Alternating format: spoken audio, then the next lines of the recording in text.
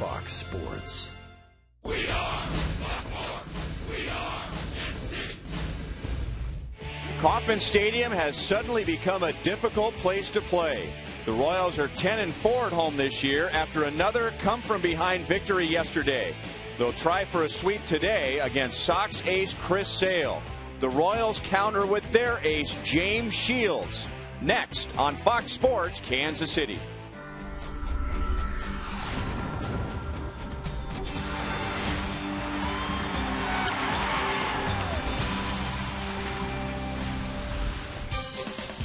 Royals baseball comes to you from Kauffman Stadium, home of the comeback win. And if the Royals can win again today, they will sweep the Chicago White Sox.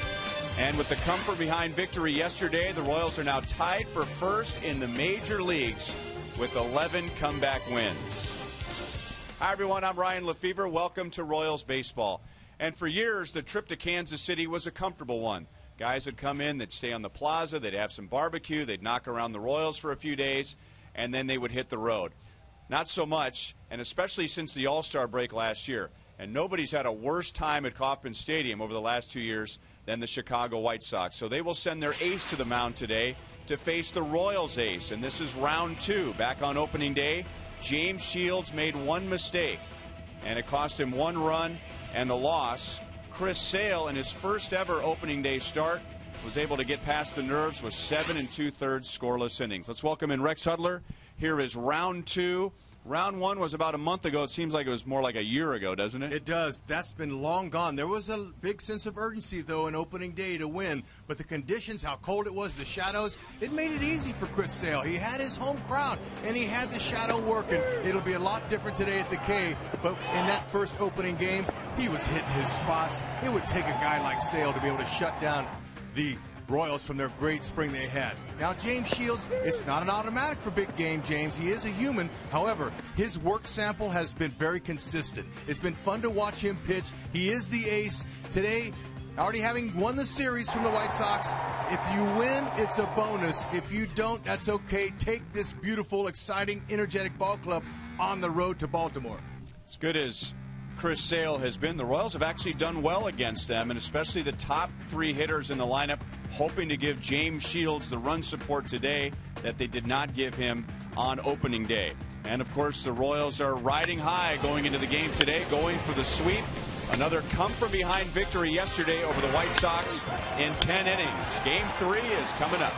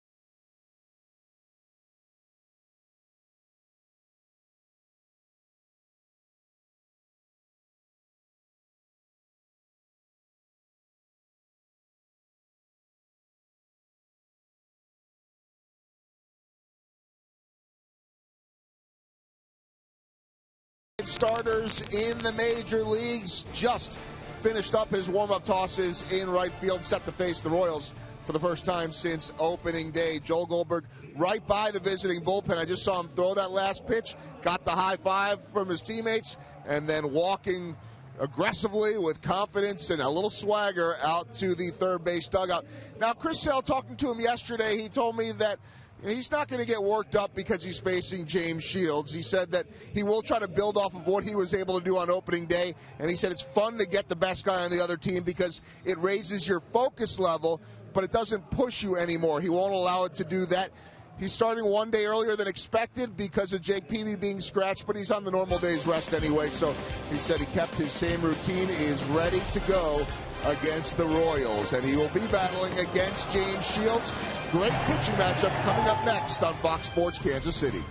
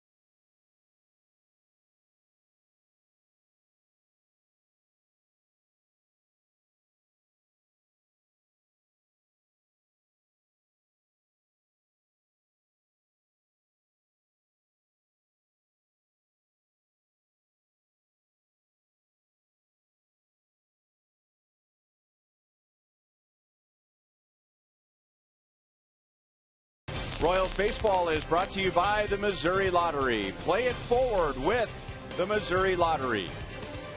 And by Chevrolet, your Kansas City Chevy dealers, the official vehicle of the Kansas City Royals. And by AT&T, the wireless receiver only from AT&T Uverse. Visit att.com/freeyourtv. Rethink possible.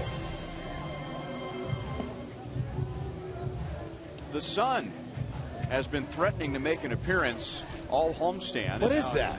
It's that big star, burning star up in the sky, and it might even put off some heat today. Today's game is brought to you in high definition by Time Warner Cable, the official TV, internet, and home phone provider of the Kansas City Royals. And Robin Ventura, with the sunglasses on, would like the sun to shine on him and the White Sox. They are in last place, 12-17.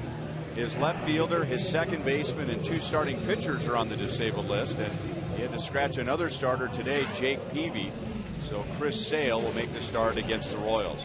And the White Sox are off to a bad start offensively. They are now last in the league in hitting, in runs scored, and on base percentage. And they'll be facing James Shields, who gave up just one run in 6 innings in his first start against the White Sox. Well, big game. James is going to go with that hard sinking fastball. It tails away from lefties and into righties. Big breaking ball at times. Sometimes it's a little smaller. He adds and subtracts. And his changeup, as everyone knows, especially those White Sox hitters, can be unhittable when he locates it properly. Has some fading action away from lefties. Today's matchup with Sale makes this the 6th time in 7 starts that Shields has faced a former All-Star. So you want to be an ace, you got to face all the other team's aces. But that's what they did, the Royals. Dayton Moore went out and said, we need an ace. Bam, they got one.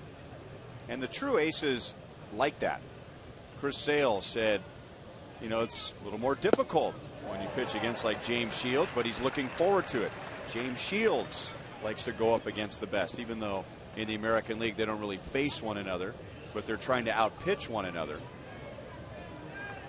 Definition of an ace is a guy who can stop losing streaks and continue winning streaks. Perfect scenario for today. Last start against his former team, the Royals had a little 2-game losing streak. He stopped it. Today, if he can help his team like we expect him to, they'll continue their winning streak at 5. That's what he did against the Rays on Tuesday. And now he gets De Aza to roll it to the right side. Hosmer to the bag. And there is one out. All right, defensively for the Royals, there's good hands people all over the diamond. Now, it's debatable. Who has the best hands out there? Well, Escobar, maybe Perez. How about Hosmer? Moose is not too shabby. And don't forget our left fielder, Gordon, who was a former infielder. But many would point to our shortstop, Alcides Escobar, as having the best hands out there, and that's quite a compliment. There's a lot of good glove work out there. Including with these White Sox. They think they have the best shortstop in the division. And Alexei Ramirez. Well, Escobar has the ball hit right to him. Had a bit of a tough hop, but handles it just fine.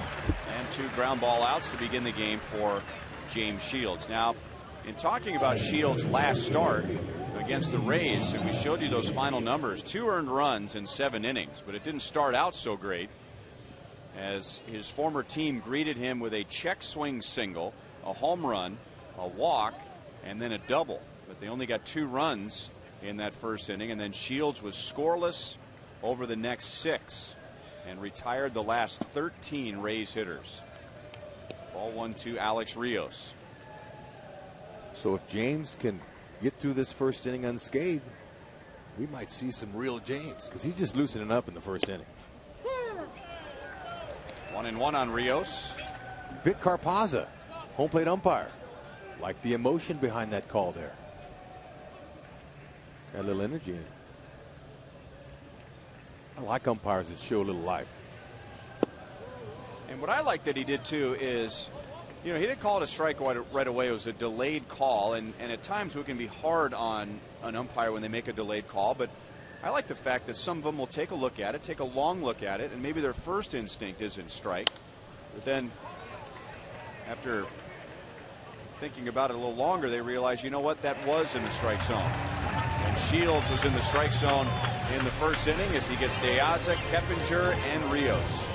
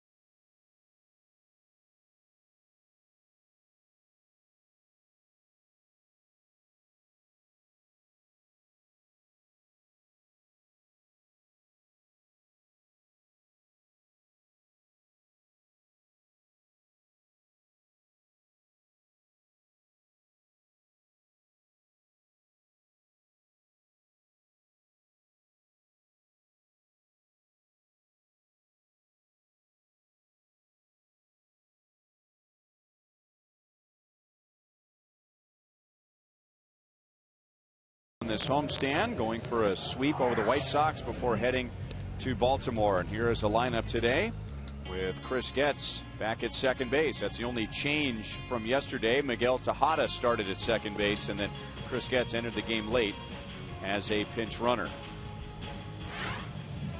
Chris Sale will be making his second start against the Royals this year after holding them scoreless for 7 2/3 innings on opening day. In his last 3 starts, in each of his last 3 starts, Chris Sale has allowed just 2 earned runs in 7 innings, and he's gone 7 innings in 5 of his 6 starts this year. Yeah, you know what?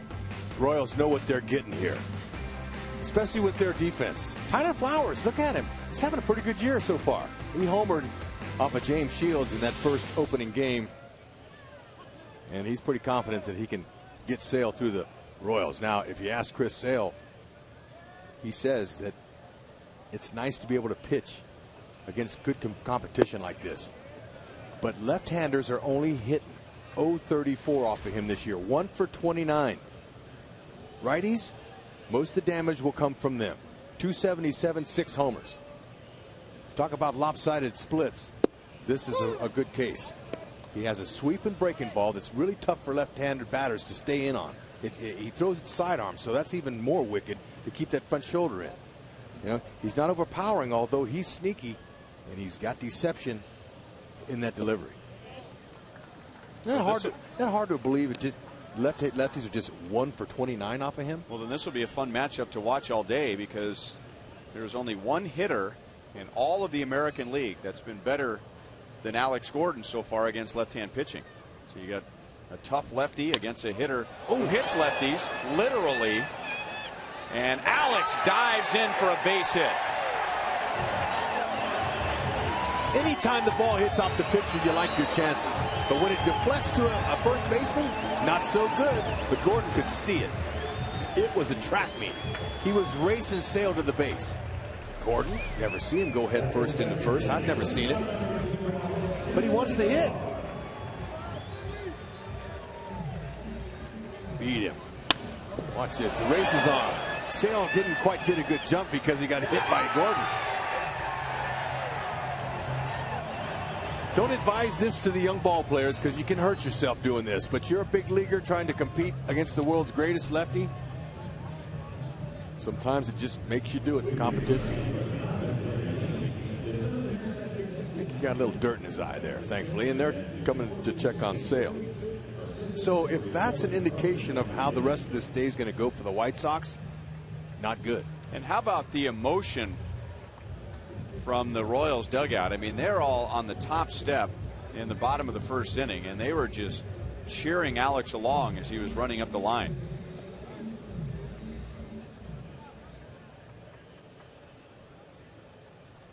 So Alex gets just the second hit against Chris Sale as a left-hand batter all year. Yeah, I looked at you before the game started, and I said maybe they made a misprint here. 1 for 29. That's unheard of. Well, it makes sense. I mean, Sale, he's tall, he's wiry, he's got that low kind of 3/4 angle. I mean, it would take some guts as much as anything else as a left-hand batter to hang in there against him. Righties see him well, and Escobar launches it into deep left center field, and it's going to be caught on the track by De Aza. So Escobar just missed it, and the wind at the moment is blowing left to right, so he didn't get any help from Mother Nature. So now Billy Butler, he tied the game with 2 outs in the bottom of the 9th against Addison Reed, and what a battle it was between those two. Professional hitters wait for a cookie, a mistake we call it. We got a lot of different words for those. And you know, he fouled off a tough one, waited it out. It's beautiful.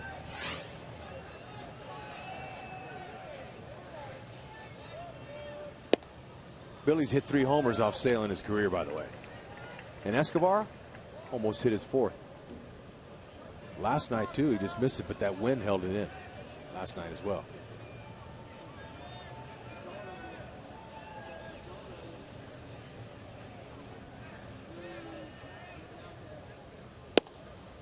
2-0. Of course, we were thrilled with the game-tying hit, and the ballpark was electric.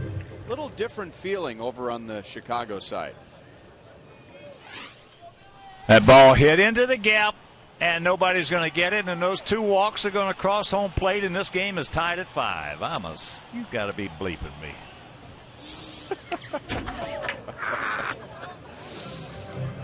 You know, Ryan, 38 years of broadcasting, you pretty much can say what you want. But Hawk Hey, that's how he felt. Yeah, yesterday I had the privilege of Hawk hitting or having a little bit of breakfast with Hawk. And he sat down. Most people don't sit by me at dinner because no one wants to hear me. Hawk sat down. He said, you know, Rex, I think you guys can compete with Detroit. Really? He goes, yep. They might have a little more experience at the starting staff than you guys do, but your bullpen night and day better than theirs. You don't think he was bleeping you, do you? No, he wasn't. If I had my wit, I would have asked him, are you bleeping me? Characters of the game. If you're not a character before you get into big league baseball or professional baseball, the game will make a character out of you. That's how hard it is. And you have to find some light and some humor, or you don't survive. Now, getting back to the Royals side of that play, even Billy Butler was saying that he was feeling some adrenaline. He was experiencing some emotions yesterday with his game-tying hit and Alex's game-winning hit that he hasn't experienced here before. And the weather has kept many fans away from the ballpark during the first couple of homestands. And of course, it's that time of year when the kids are still in school, so it's more difficult to keep them up late at night. So we haven't had huge crowds outside of opening day, but we sure have had energetic crowds.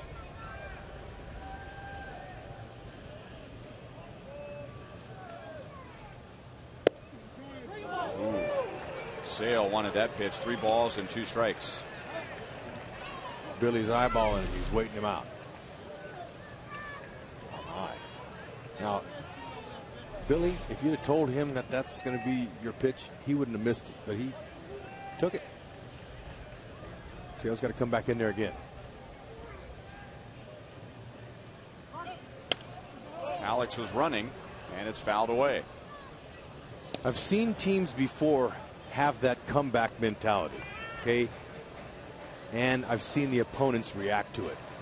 They get a big lead, not 3 or 4 lead like the White Sox had on the Royals yesterday late in the game. And you come back and you beat them again, and they go, wow. So really, that next final game like this, they're just waiting. The White Sox are waiting to get beat because they know what they're up against. How are we going to hold a lead on these guys? Alex runs. Billy hits it fair. So that's down into the corner.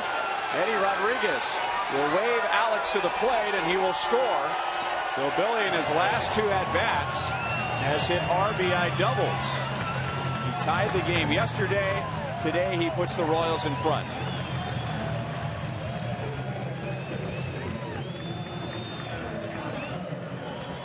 That's how you wait a guy out. Okay, now, you didn't get the 3-1 pitch called for him, but you know, he's got to come back in there again. You try to keep it down low to keep Billy in the yard. Hooked it by the bag at third. Nice piece of hitting. So the Royals have a run against Sale in 1/3 of an inning after being held scoreless on opening day by Sale in 7 2/3 innings.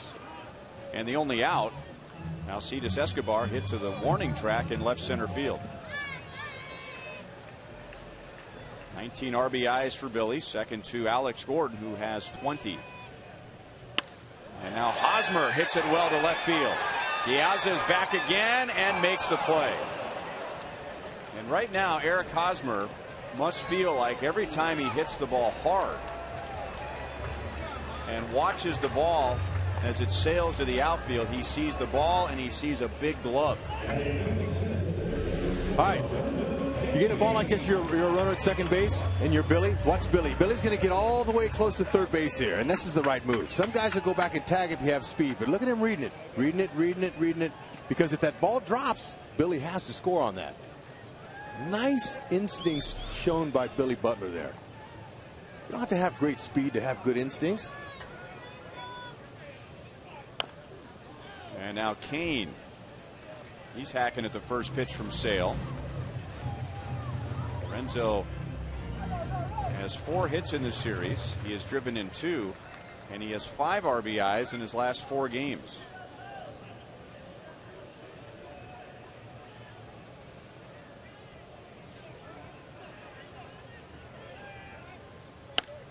Look out.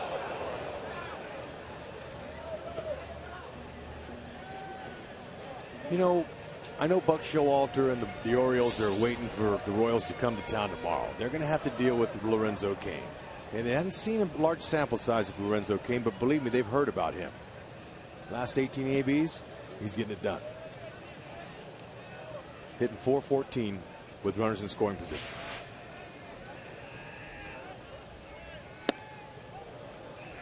So you know, the Orioles know that the Royals are coming, but it's not a Royals team that's powerful that's going to kill you with home runs. So that even makes you more nervous because home runs go into slumps. Good pitching takes care of that. But when you're pesky, you scrap and claw with singles and doubles, and you got guys hot all through the lineup, that gives managers more of a nightmare. Having to defense these guys, they all have speed, they have energy. Believe me, it won't be long. The Royals keep playing the consistent baseball they've been playing. There won't be a secret anymore. Secret's out.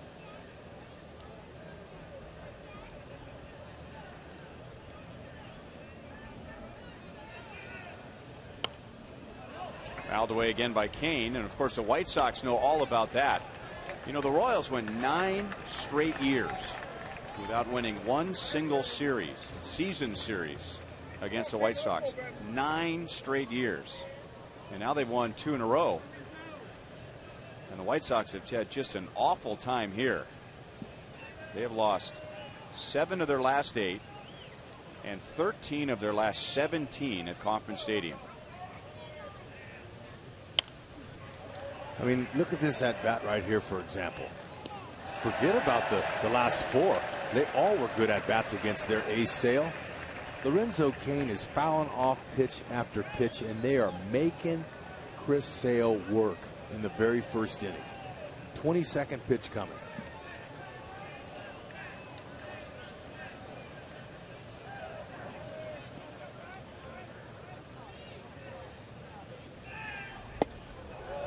Two and two.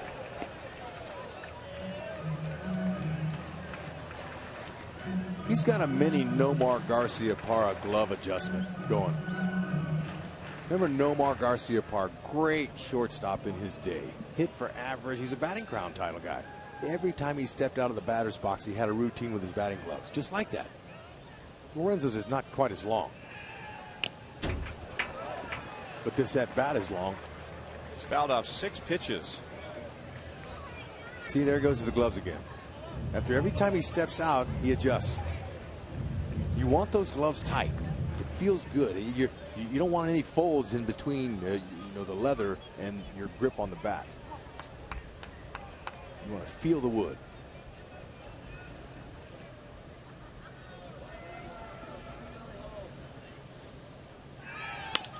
And Lorenzo pulls it to Ramirez. It's off his glove. Butler will hold at third. And the inning continues. You almost have to give him a knock on that. He's not going to throw Locaine out from that even if he does field it. And it is a base hit for Lorenzo, his 5th hit of the series. And now runners at first and third for Mike Moustakas.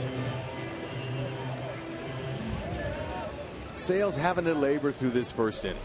24 pitches, and then that happens. Now you got to throw more pitches.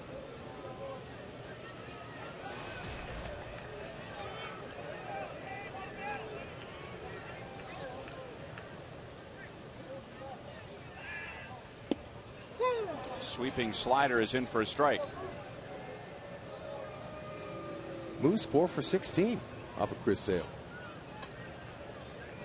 And ever since he's gotten to the big leagues, the Royals have never really so-called protected him against left-hand pitching. He has always done well against left-hand pitching, or at least there's never been a drop-off for him. No balls and 2 strikes here against Sale. So far, 238 on the season. Moose is hitting lefties. Royals as a team, 301 batting average against Southpaws with a 4-3 record.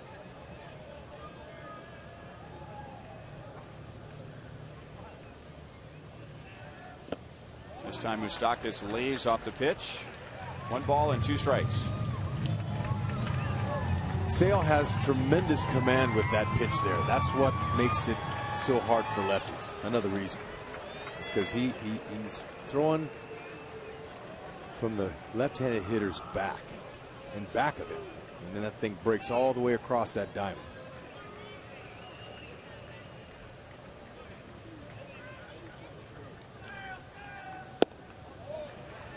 Two and two.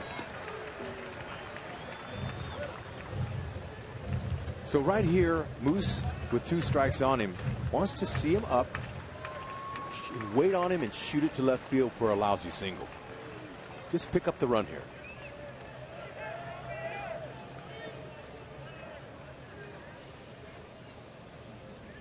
Kane is leaning over at first base, but not going, and Moustakas fouls it away.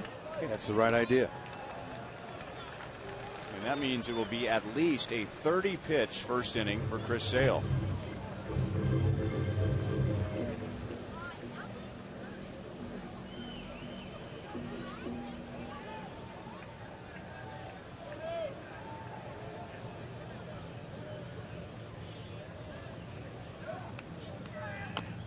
Still alive.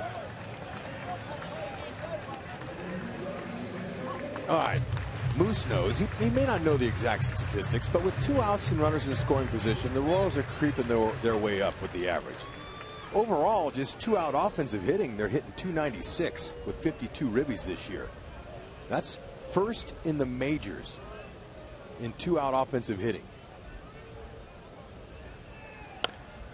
And another foul ball. So now at this point, if Moose doesn't win this at bat, the Royals win the inning. 32nd pitch coming. And 12 have been foul balls.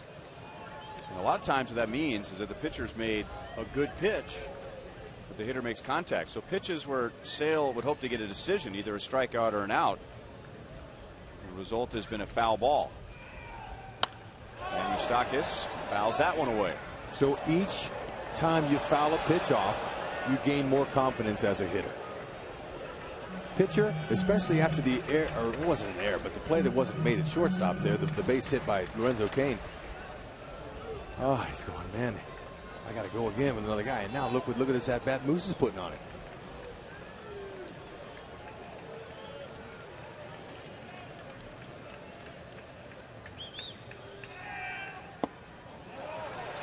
Three balls, 2 strikes. Well, there's the confidence you're talking about right there, because he swung at a pitch just like that earlier in the at-bat, but he's seen so many sliders now that he knew that was not going to be a strike. Moose is locking in right now. Pitch number 10 to Moustakas, and number 34 in the inning. Cain runs, and it's fouled away. That's why he wears a shin guard.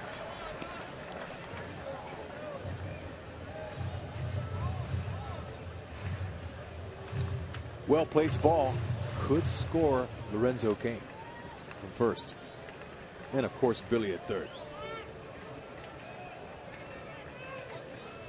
Look at almost everything has been down and in.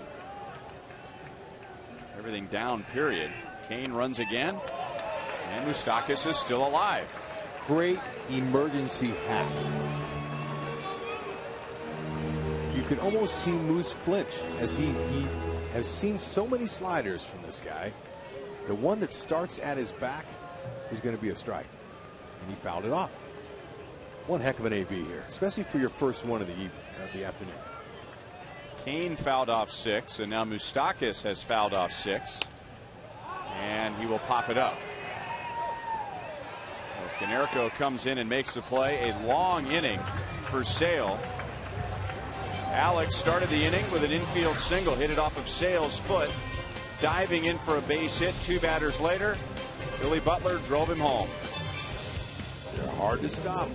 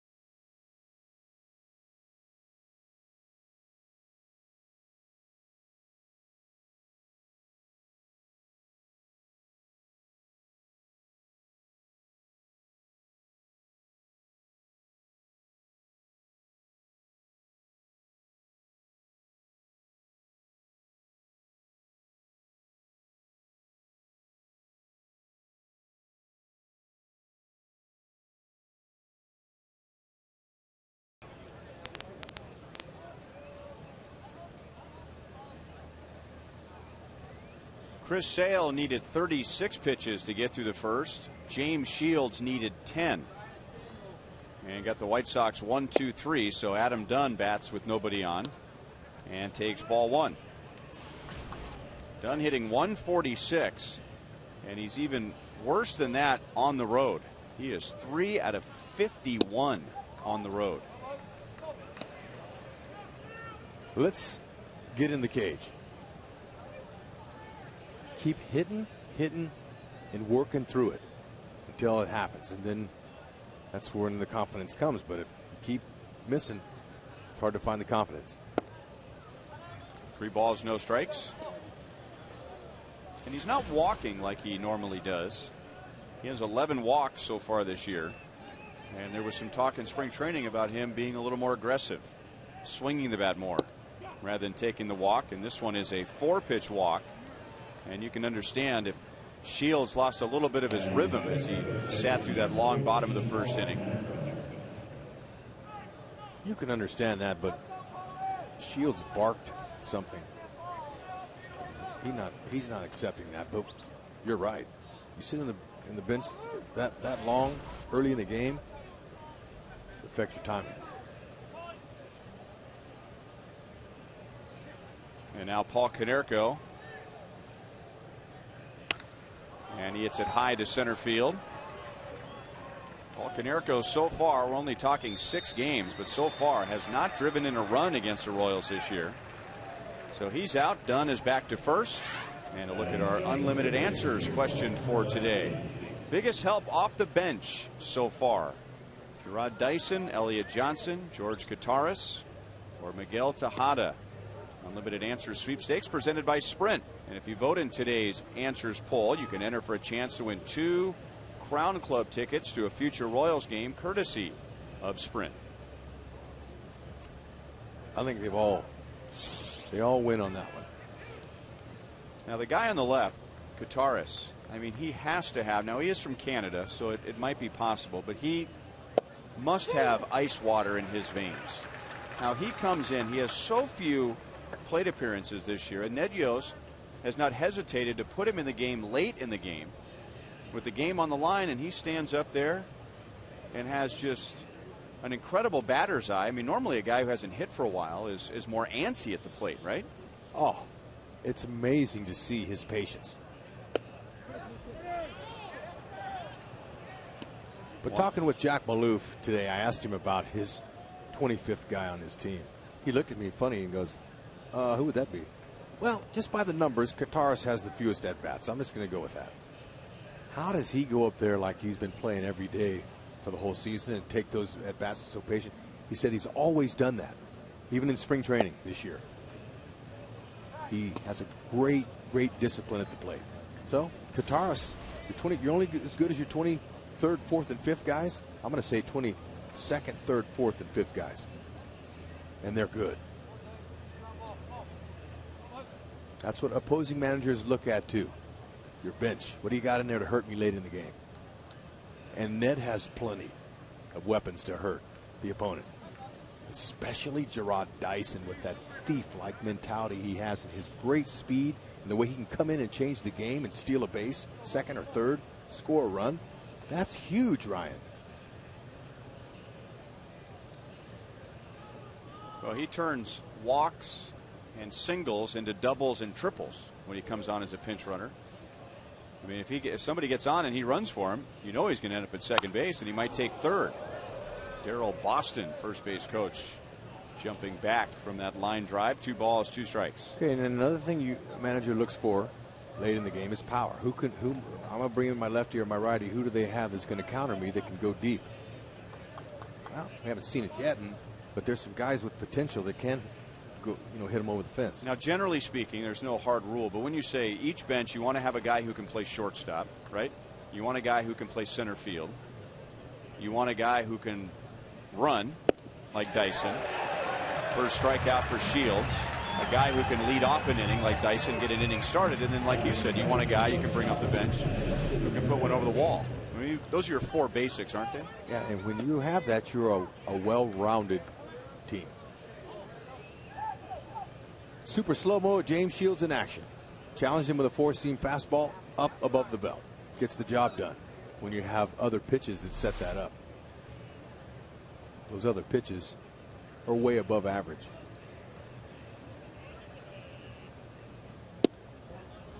And now ball 1-2. Alexei Ramirez, who is hitless in the series. But he's a guy to watch for today because of all the White Sox hitters in the lineup. He has done the best in the past against James Shields, hitting over 400 against him in 26 at-bats. So he might have had a few teammates gather around him before the game today and ask him about his secrets against Shields. 423 with a couple of home runs. And Shields, who is a strikeout pitcher, has only struck out Ramirez twice in 26 at-bats. And the players talk about the opposing pitcher when they're in the clubhouse before the game. And it goes around, they'll show the numbers, who is what off of certain guys. So your bragging rights are a lot better when you say, I own this guy and he's an ace. Then that opens eyes and they go, wow. Anybody can own a 4th or 5th starter and mop up guy. But bragging rights are big when you can say you had big numbers off of a guy that's supposed to be the ace. Guy's got good hands. Did he catch that? He made that play, no problem. With the food in the other hand? Skills, Ryan. Well, he's more hungry. Okay, he's more hungry than he was impressed with the ball. He just sat down, put the ball on the ground, and went back to eating again. Maybe he heard us talk about having a ball sandwich. Which is a delicacy in some countries. Well, he strikes out Ramirez here. Got him with a pitch in the dirt. And Shields gets around the leadoff walk. Retires the next 3 with a couple of strikeouts. Been there, done that. That's ugly.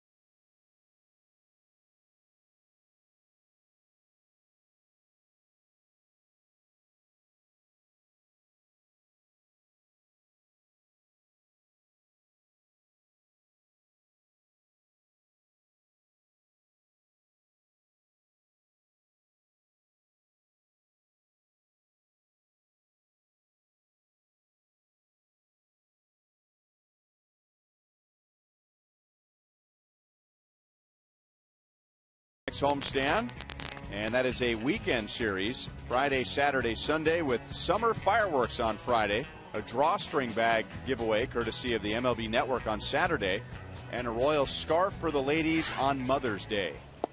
Royals.com, 1-800-6-ROYALS for tickets. A quirk in the schedule, the Royals go on the road for 3 and come right back home for 3, and then hit the road again for 10. Boy, that's going to be great.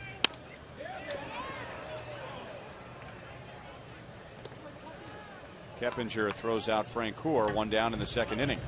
Brian, as Dayton Moore said, before the season started, even back into the winter, we need to change the environment around here. We need to change it from losing to winning. And when that happens, now he's already been on his 5-6 year plan. It takes a plan to build something like this.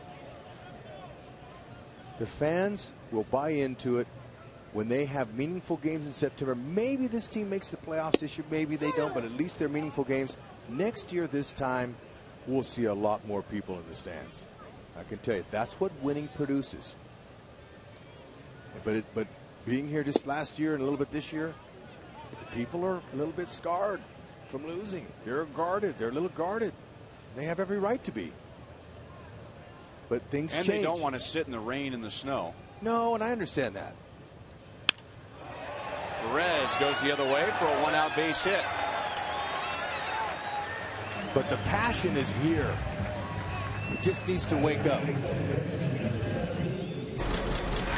A reminder, as you enjoy a cold one, to look forward to Miller Time later in today's game, brought to you by Miller Lite.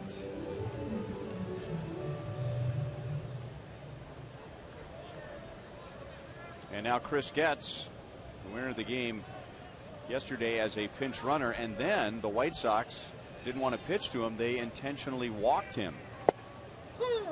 And a strike from Sale. Well, he is 6 for 17 against Sale. It's pretty good production for a left-handed bat. So Ned went with him. You can't lose. Ned can't lose with whoever he puts out there, by the way, because they're all talented players. But the hot hand will draw the ink pen of Ned Yost, I guarantee it.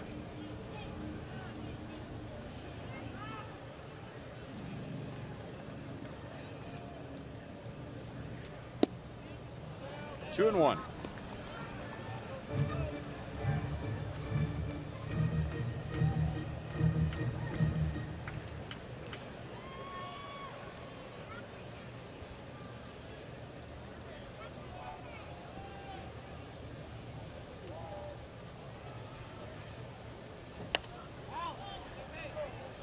So when Chris Sale, or actually when Chris Getz said, wow, look at me, I'm in the lineup today. Well, it's probably because I'm 6 for 17. His chest swells up a little bit. So he has confidence going in there right now. His first at bat against him. He says, I've hit him before, I'm going to hit him again.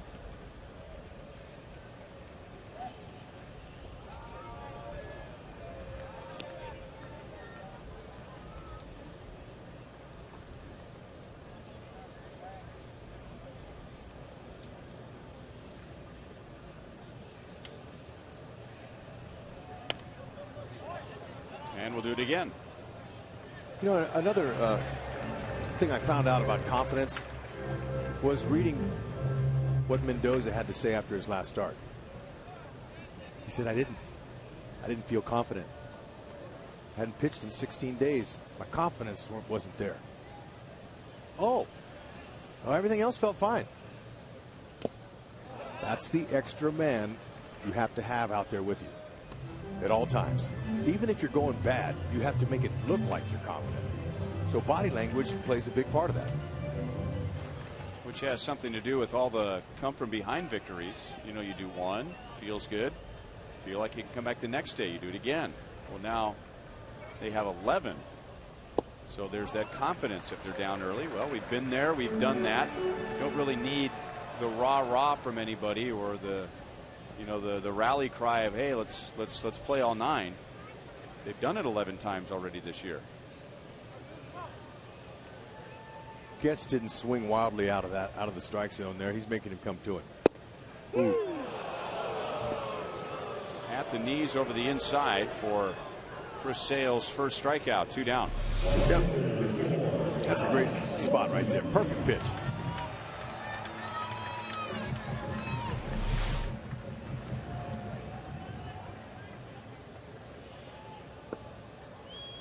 And now Alex, who started the bottom of the first with a ground ball that hit Chris Sale on the foot. And prior to that, Hud was telling us that left-hand hitters against Chris Sale this year were 1 for 29. But Alex is one of the best in the American League hitting against left-hand pitching. He was hitting .475 against lefties before that at bat. 2 balls and no strikes. But you know, I'm not as impressed with the 1 run that they scratched off of Sale in the first. I'm impressed with the at-bats I'm seeing so far in this game. 51 pitches expended. Are you kidding me? In just the second inning of work? The Royals are locked in. 2-1. They are making Sale come to them. And that's exactly what Jack Maloof told me this morning when I said, what's the plan? He says he's got to come to us. And they're making him do it.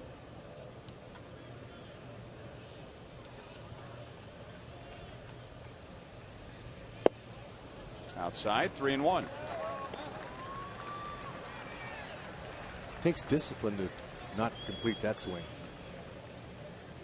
It's also hard on the hands. Well, that's what Jack Maloof is talking about. When you say a pitcher has to come to you, he's got to throw a strike. Don't swing on his terms. Make him pitch to you on your terms. And Alex pulls it through the right side. He is 2 for 2 against Sale. Perez will stop at second base.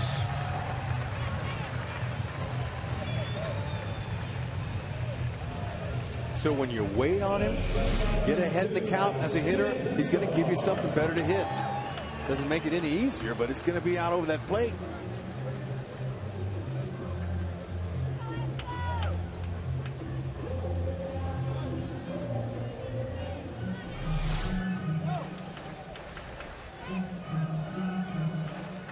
And now Escobar, who just missed his 4th home run of the year in the first inning. He hit it high and deep to left center field, and high enough maybe that the wind coming in from the left field corner may have knocked it down. And he has had very little trouble with Chris Sale in the past. And if we were in Baltimore, Esky would have already circled the bases and had a homer, because in most yards that's a homer. This is a big yard here.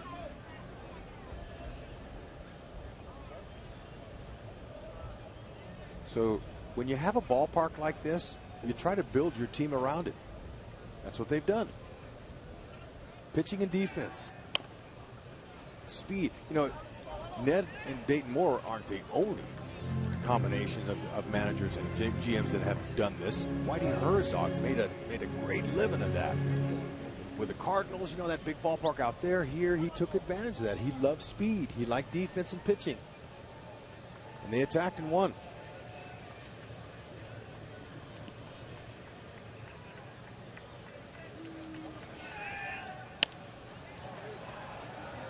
Reaching, and he hits it into shallow right, and Rios will make the play. So the Royals are scoreless in the second, but they make Sale throw 21 more pitches, giving him 57 in 2 innings.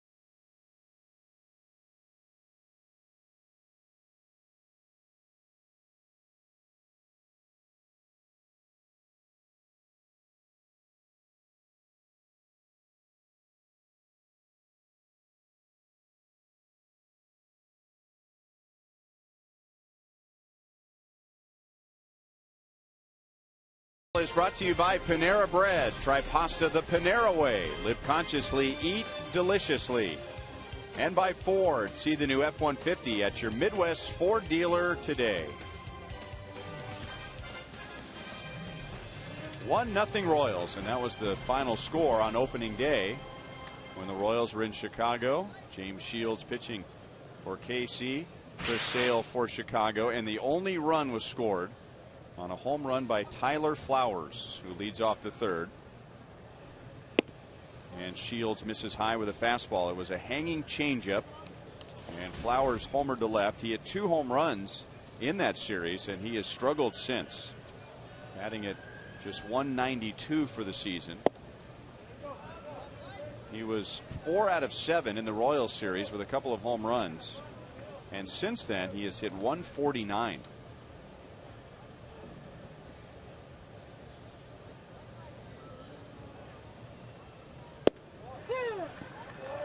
Two and one. Cut fastball over the inside from Shields, who has retired 6 of the 7 White Sox he has faced so far. The only man that's reached was Dunn with a walk. And that hit Flowers, so he's really trying to stay up and in. James is saying he's hanging out over the plate. I mean, that pitch, if you look at it again, it wasn't inside, just up. Yeah, the catcher's only reaching above his left shoulder. You know, he wasn't reaching up and toward Flowers. That was more up than anything else, and it just glanced him on the elbow.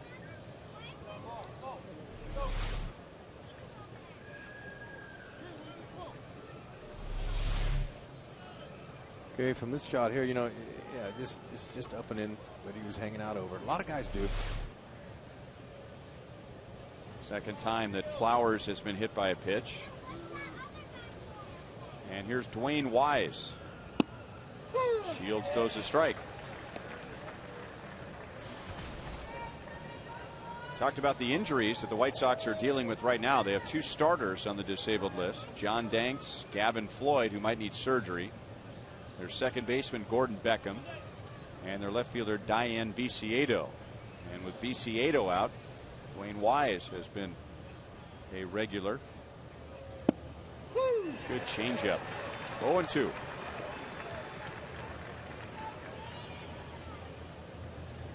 Eight different times in his career, Dwayne Wise has changed teams. And that includes 2 stops with the Blue Jays and 2 stops with the White Sox.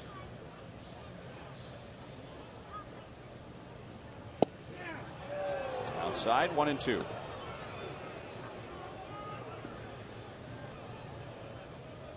Wise is a good athlete, I'm going to tell you, and I don't know if he'll ever make a play like he did to save Mark Burley's perfect game like he did several years ago.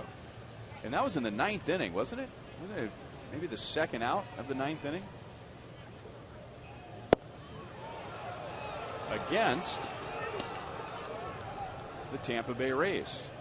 James Shields was pitching for them. He might have been pitching that game. The thing that sticks out in my mind is Ozzie Guillen. Great managerial move. Put Wise in the 9th inning for defense. And that's what he got. Whew. And that's what James Shields got. A nasty out of the zone changeup. Okay, see the grip in his fingers there? Starts out over the plate, fades away. A lot of hitters going to do that.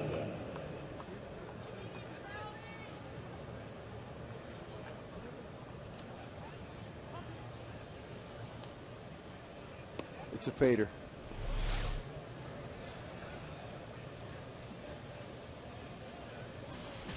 So first time through the order, no hits for the White Sox. Shields has struck out 3. You got De Aza to ground out to Hosmer in the first inning.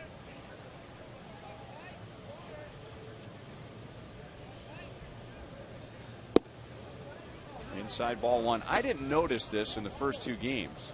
So De Aza may have been doing it, but I noticed it when he batted in the first inning today. The way he is choking up. And that's almost a little league term. You know, you tell a kid, okay, choke up. But there are very few big leaguers that will choke up on the bat as much as De Aza is. And that's up there 2 inches off the knob of the bat. Well, in the first 2 games of this series, he's made more contact with his right foot than he has putting the ball in play. Maybe he's saying, you know what, I'm gonna make some adjustments here. He's got a pad on that foot. Foot's been taking a beating in this series. That looks more like a walking boot on his foot than it does a guard. And now Shields falls behind, 3 balls and no strikes. De Aza had a career year for the White Sox last season, and when a team has a surprisingly good year, there's at least one player who has had a surprisingly good year. You don't have surprise seasons without surprise players, and number 1 for De Aza, he played in 77 more games last year than any other major league season. So given the opportunity, and he made the most of it. That's exactly what you do. You hope for an opportunity. A fastball by him. Shields just reached back, challenged him, and threw it right by De Aza. And he could do the same here, although De Aza's got some pop. He's got 5 homers already. Sale at 94, Shields at 94 so far. Remember, you can get downloads up to 50 megabits per second with Time Warner Cable Ultimate Internet. And then he gets him looking. Pretty much came back with the same pitch. And De Aza, I don't know if that was standing in protest or if he was just stunned by the pitch.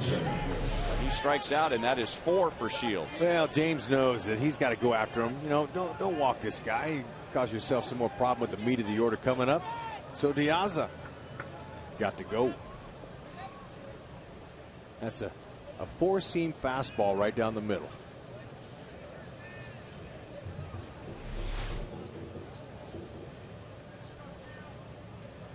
So 2 down with Flowers at first for Keppinger. And a strike.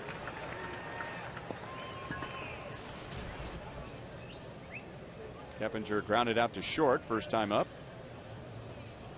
making him just 1 out of 8 against James Shields.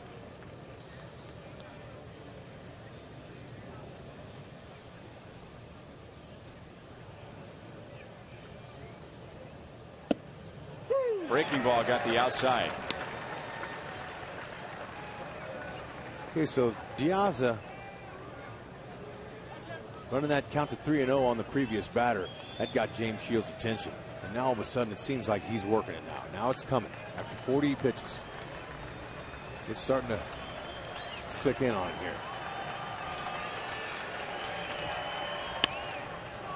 here. In the air to right field. Easy for Francoeur.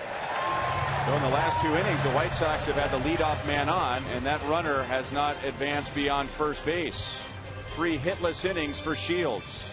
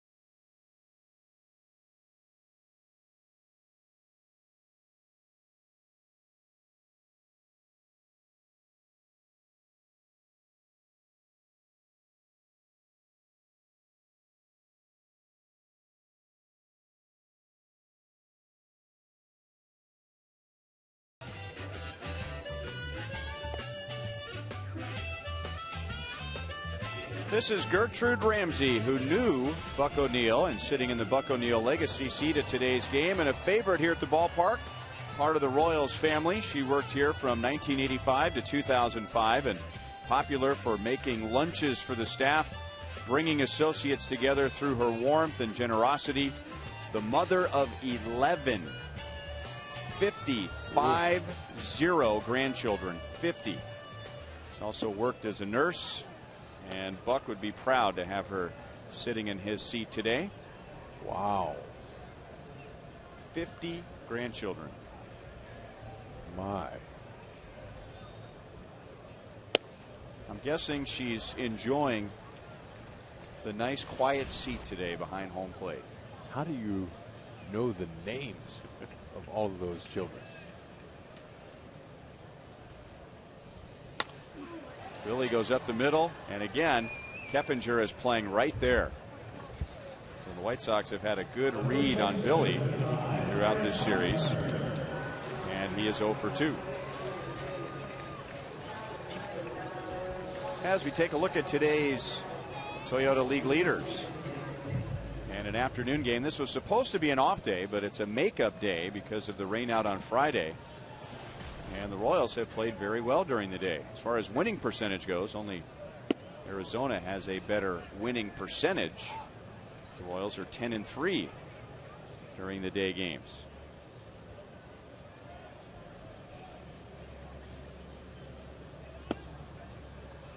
It's not something you strive for when you go to the plate, but I think Eric Hosmer would take a base hit right here with his bat shattering into 23 pieces, because he has been hitting the ball right on the nose the last 2 games and right to the White Sox outfielders. In particular, Alejandro De Aza. And you'd have a tough time convincing Hosmer right now that there's only one left fielder for Chicago. Because he hits it hard up the line, he hits it hard to left center field, he hits it deep to left, and everywhere it goes, there's De Aza. Yep, he hasn't had a lot to show for it, but he's on the ball. 3 balls, 1 strike. Fun to watch him get into a groove where those are falling.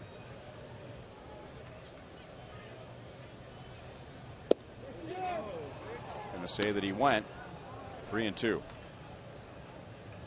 And with a swing like that, at a pitch like that, that looked like he was geared up to swing before he knew where the pitch was going to be. Yep. And a fastball got him looking, and strikeout number 2 for Sale. Vic Carapazza, home plate umpire, man, he's right on that.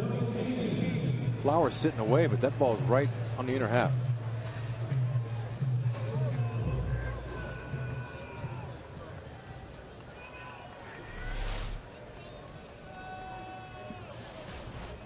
So it's Kane with 2 outs and nobody on, and he was on with an infield single first time. And Sale back in with a strike. So Sale looks like he's slowly starting to find it. He threw 36 pitches in the first. And the Royals scored 1 run, and it's easy to say, wow, 36 pitches, only 1 run. Well, only 6 hitters came to the plate. I mean, normally you throw 36 pitches, you're facing 8, 9, 10 hitters. 1 and 2 on Kane.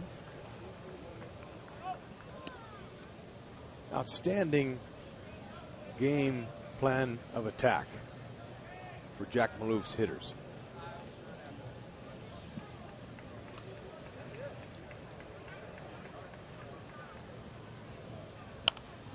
Off the end of the bat, and Keppinger throws out Kane, and that's the easiest inning that Sale has had today. 3 innings in the books at Kauffman Stadium. The Royals lead the White Sox 1-0.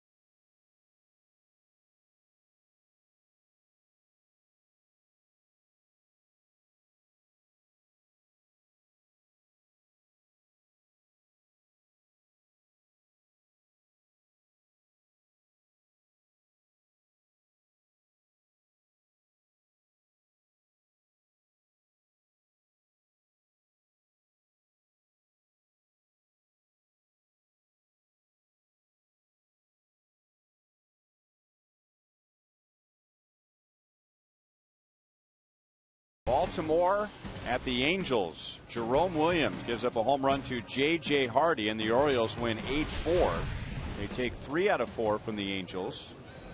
And Baltimore is 19-13. They have the day off and are getting ready to play the Royals in a 3-game series beginning tomorrow night. Should be a really good series.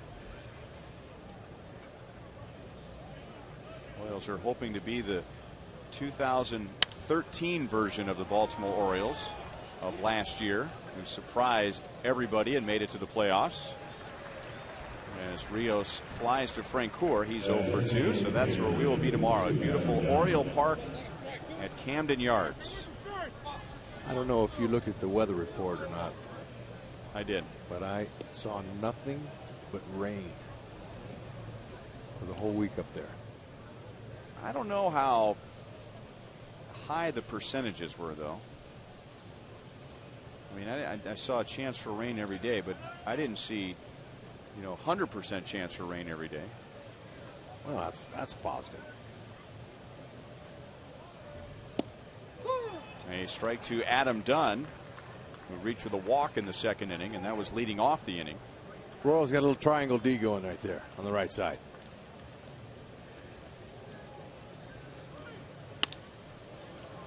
Sinking on Francoeur, who makes a nice play.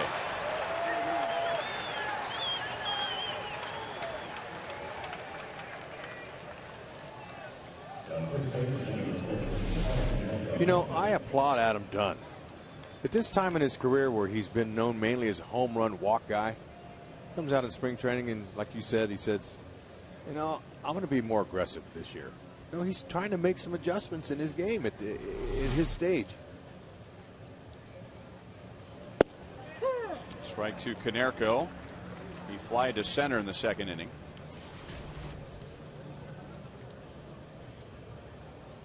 An old dog trying to learn a new trick. Referring to Adam Dunn. Commend him for that. That's good. He's made quite a living with power and on-base percentage, drawing all those walks.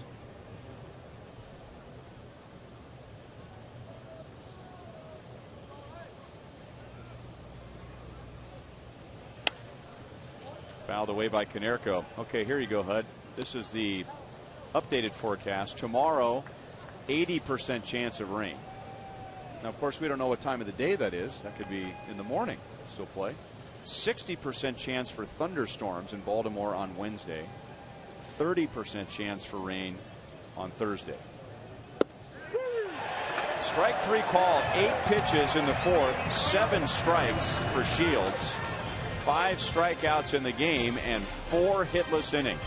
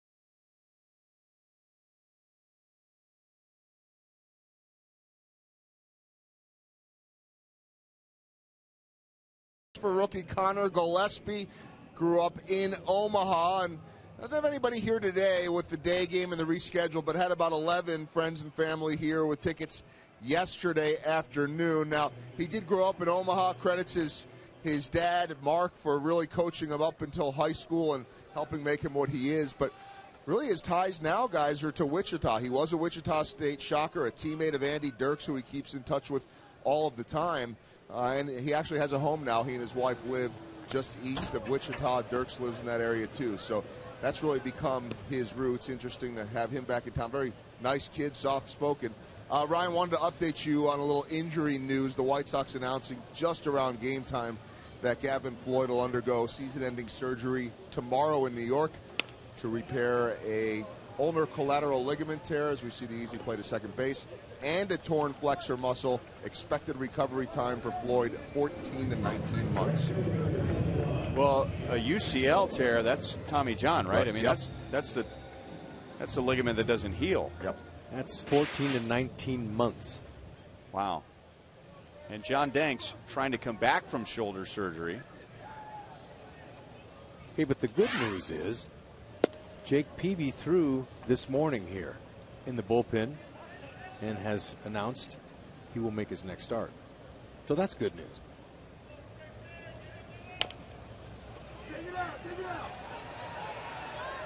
Wild throw, but somehow Konerko kept his foot on the bag. Francoeur doesn't think so. And Ned Yost is going to come out and join the argument. Gary Cederstrom is the first base umpire and the crew chief.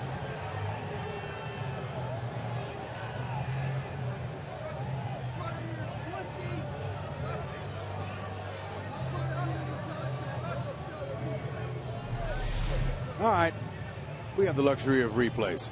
Konerko, he's good with his feet over there. He's a veteran first baseman. Let's see if Cederstrom was right. He was. Oh, not even close. Nice play by Paul Konerko.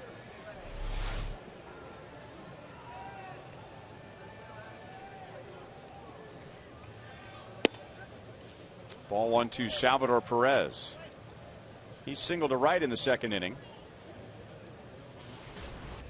Chris Sale now has retired 6 Royals in a row. And now Ramirez makes a nice play. 7 in a row retired by Sale. That's a 6-pitch, bottom of the 4th inning.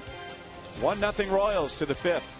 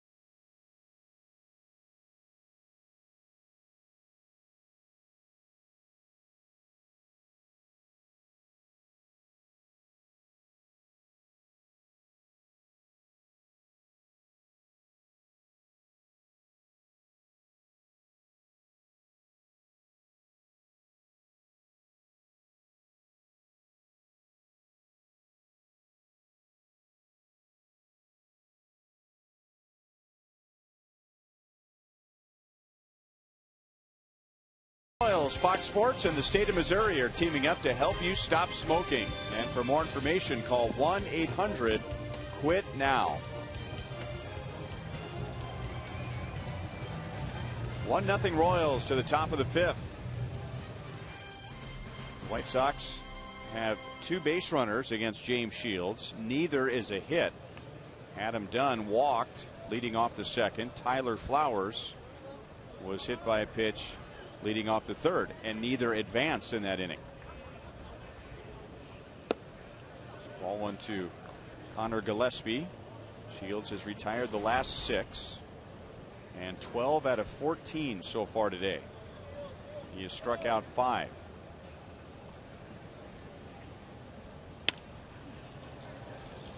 And a slap foul off the left field line. 1 ball, 1 strike.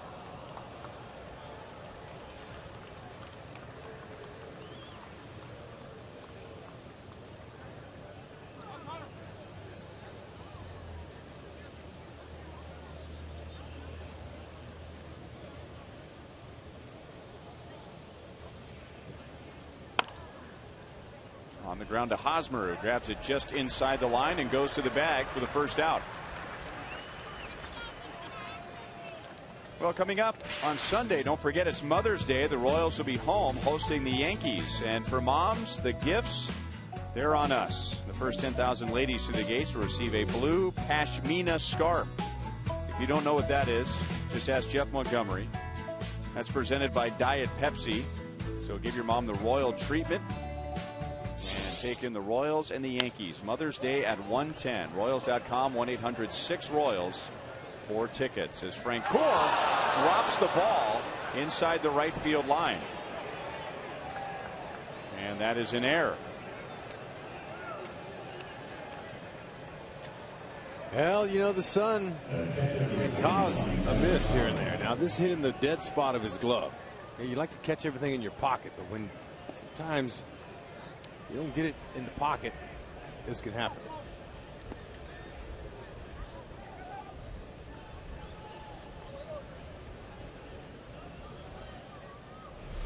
So knowing Frenchie, as you see a nice blue sky here for a change, he'll get in the dugout and he'll tell James, sorry, big fella, I'll pick you up.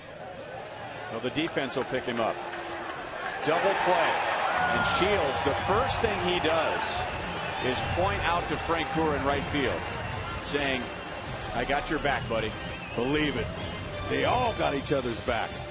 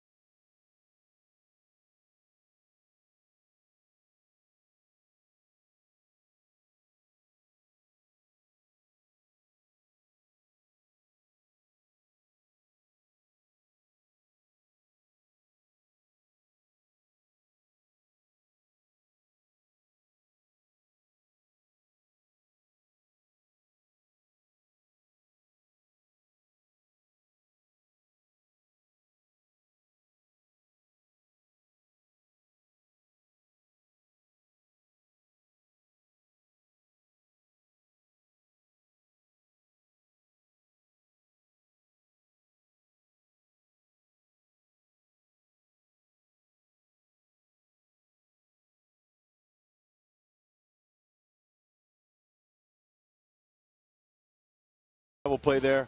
James Shields says, I got you covered, man. Next pitch, he rolls a ground ball double play. There's a little love tap saying, hey, look, we're all human. We do miss at times. But that's what you do. You pick up your teammate, man. Beautiful. Our Sprint Unlimited Answers poll question for today.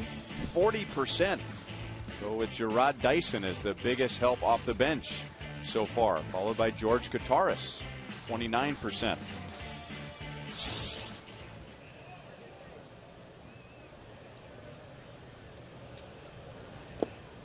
Chris Sale throws ball 1 to Chris Getz, and Sale really labored through the first inning. It took him 36 pitches to face 6 batters. The Royals scored the game's only run.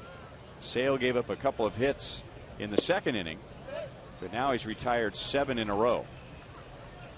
You know, those 4 players that we just highlighted in this for a sprint question, 3 out of the 4 are newly acquired. On the ground to Keppinger. Gets his out. 1 down in the 5th.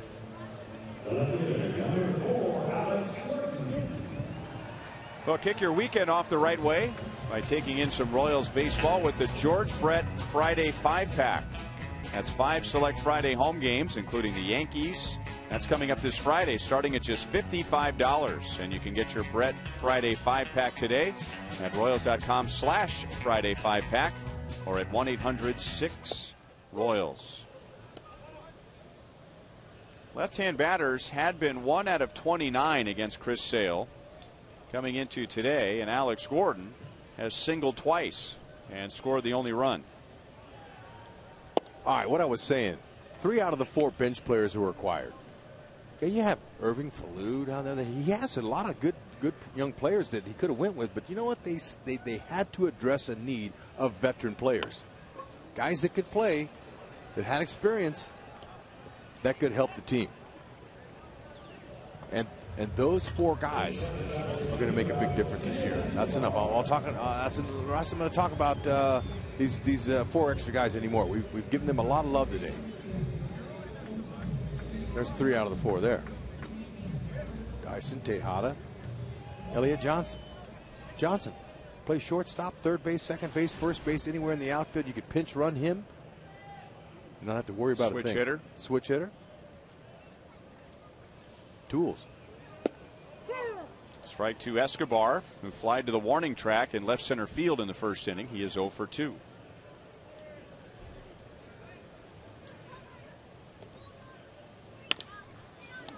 Diving play by Gillespie. And throws out Escobar. That's an 8-pitch inning for Sale with some help from his defense. And now he has knocked down the last 10 Royals.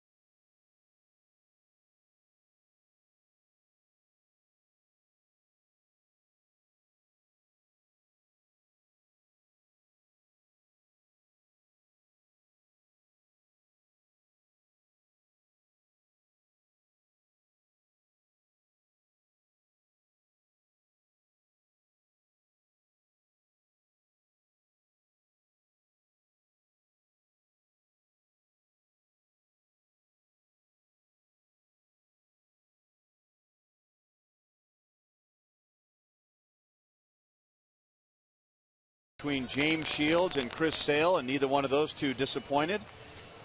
And as Jeff Montgomery joins us here as we head to the 6th inning, neither has disappointed again today. Got to like what you're seeing from these pitchers. I wouldn't mind seeing another 1-0 game, Brian. It'd work out just fine.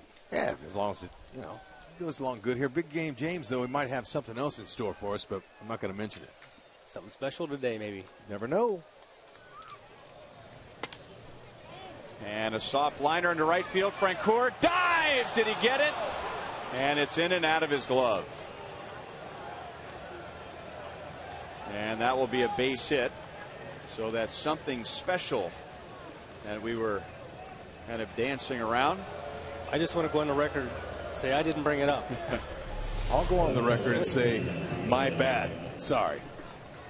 Frenchie did all he could to get that. He wanted it too. When the way he took off after that ball.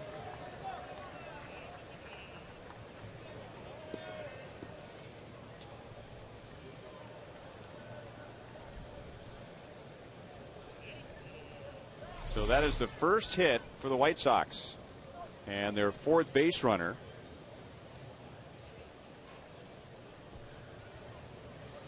And now De Aza takes low, ball one.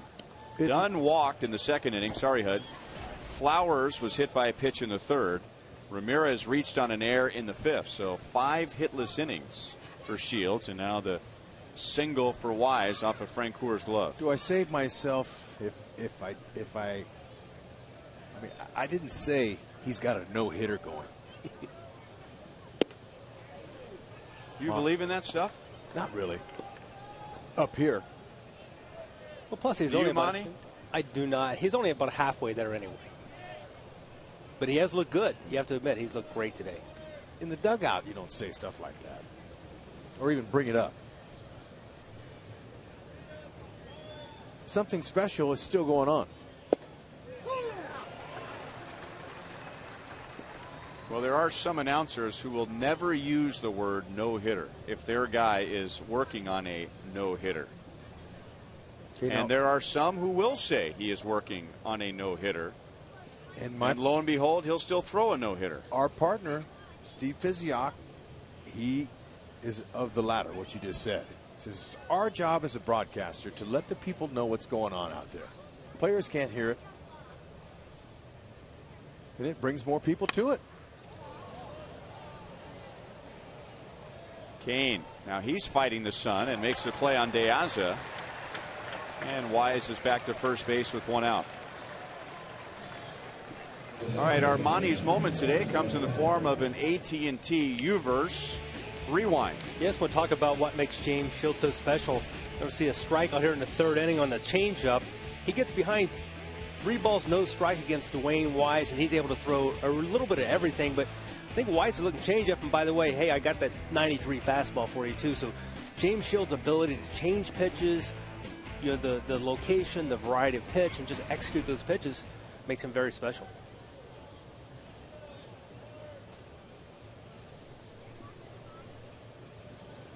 So now Keppinger with 1 on, 1 out, and Shields has gotten him on a ground ball to short and a fly out to right.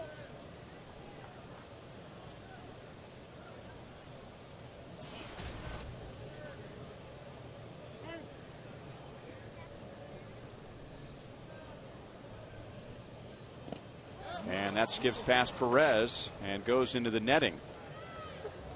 Okay, now, if I read Salvador Perez's body language there, it looked to me like he was going to attempt a pickoff throw there at first. He was going to throw to Haas.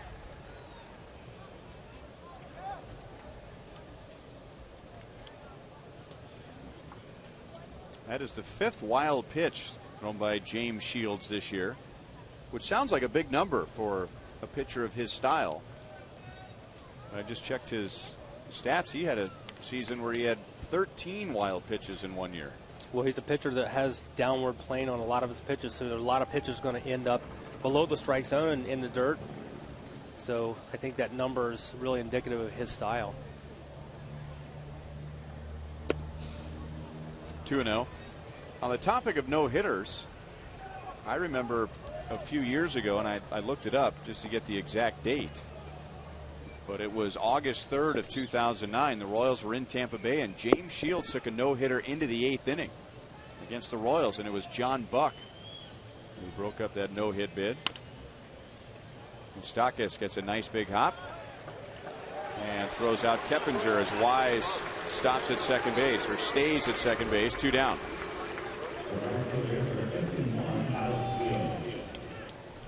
All right, watch Moose. Okay, Moose far to his left. He's going to tap his glove right here, right? Here, he tapped his glove and got his feet going. That's a rhythm. That's a timing thing that an infielder does to get his feet underneath him. The glove tap. Gives you a chance, you give your feet a chance to get set. Line yourself up to where you're throwing. If you do that, you could be like Moose.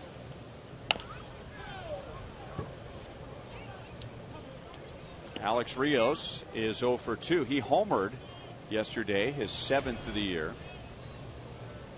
and leads the White Sox with 7 home runs. And he has seen James Shields more than any other hitter in the White Sox order, going back to their Toronto Tampa Bay matchups. That's just inside. 1 ball, 1 strike.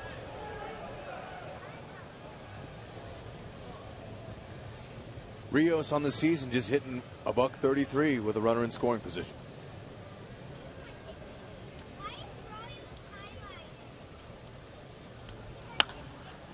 Out in front, 1-2. Brian, are you the type of broadcaster that'll come out and say, hey, look, he's got a no-no going? I'm not going to make a point to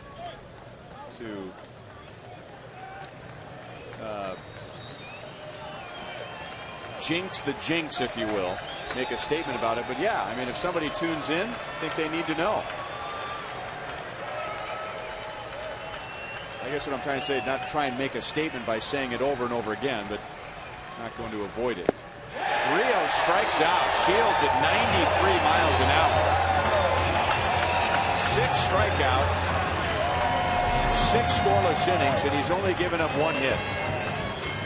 Gotta like what you're seeing there. Way to go, James Shields.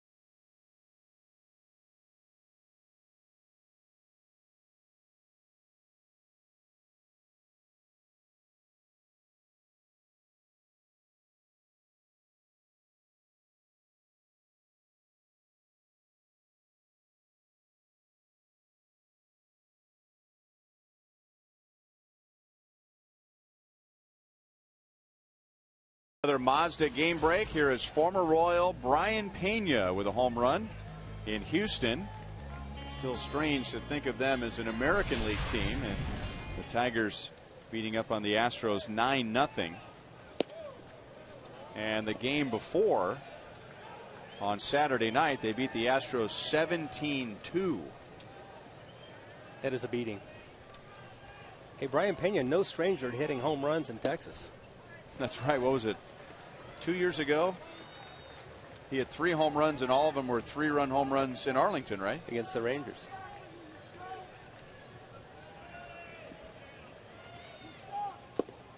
Three 3-0 on Billy Butler. Our Sonic Slam inning contestant is Grant Nelson from Kansas City, Missouri. If the Royals hit a home run in this inning, Grant wins $400. If the Royals hit a grand slam out of the park, Grant wins $25,000 from Sonic and the Royals. Billy swinging 3-0. Hits it out to Ramirez. And that is out number 1. Billy is 1 for 3. He drove in the game's only run back in the first inning with a double off of Chris Sale, who really labored to get through the first.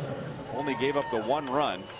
And now he has really pulled things together, Monty. He's retired 11 straight. Well, the Royals had a much more aggressive approach with Chris Sale in the last few innings.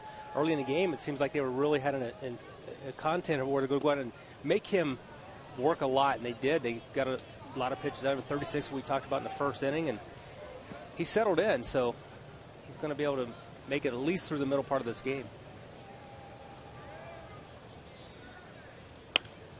Hosmer, foul off the left field line. 1 ball, 1 strike. He lined to deep left in the first. De Aza made a nice play on him and then struck out in the third.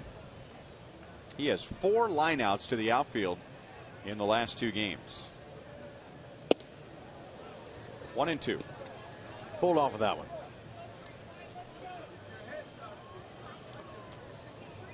Hosmer's hit .412 when it comes to the 3rd time through the order. Exhaustive research. And he strikes out, and that's 3 for Sale. 2 down in the 6th. Sale, that was an impressive year last year. He went from closer to starter. And he won 17 games, 17-8.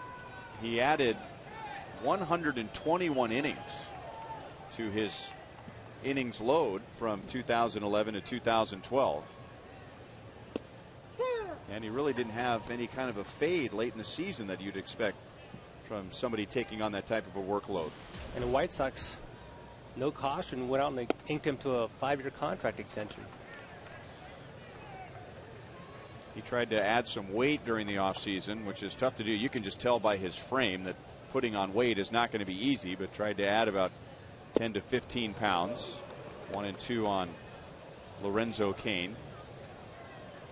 Got to the big leagues the same year he was drafted out of Florida Gulf Coast in 2010. He made 11 minor league appearances and was called up. Up the right field line, slicing away from Rios. Nice play, and then slams into the padding to end the inning. And now Sale has retired 13 in a row. But thanks to Billy Butler's first inning double, the Royals lead 1-0.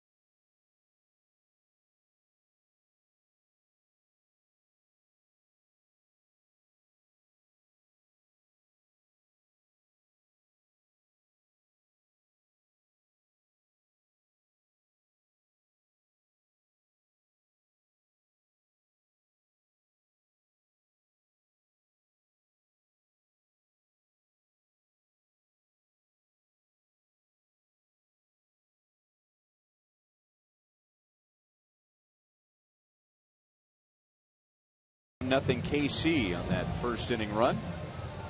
Trivia brought to you by AT&T, who holds the Royals record for the highest career batting average versus left-hand pitching.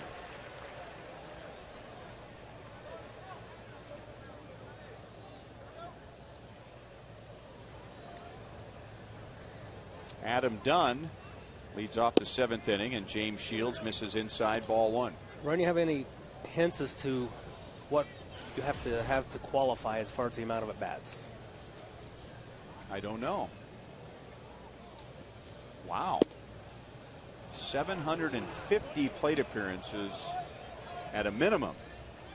Producer Joe Lavero just informed me. So that was a legit record.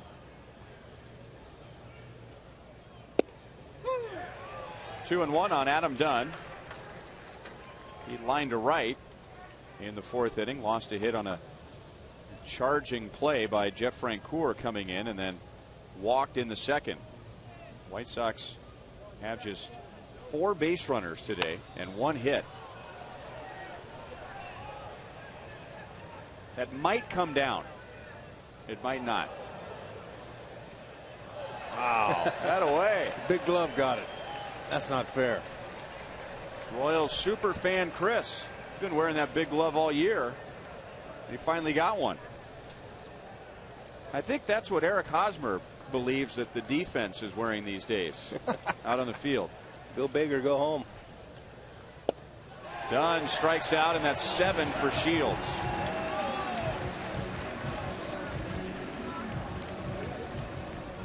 That super fan Chris, I saw him in Chicago for opening day. We've seen him in Houston. We've seen him in Pittsburgh. You don't get the nickname super fan for nothing.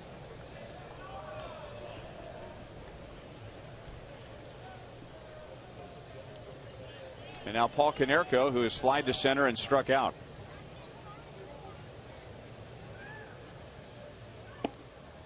Inside for ball 1.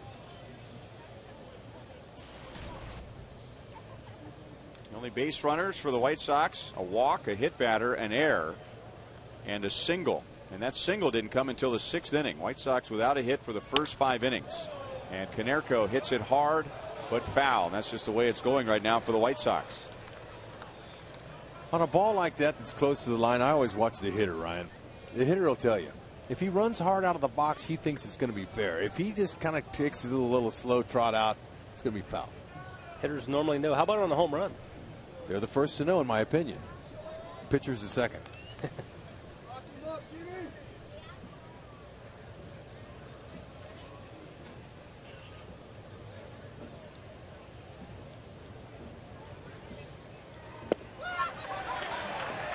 1-2. That ball just disappeared on Konerko, down and away.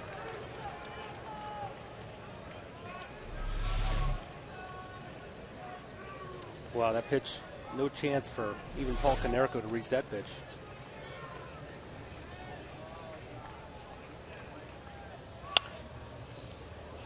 And pulled foul again. Still 1 ball, 2 strikes.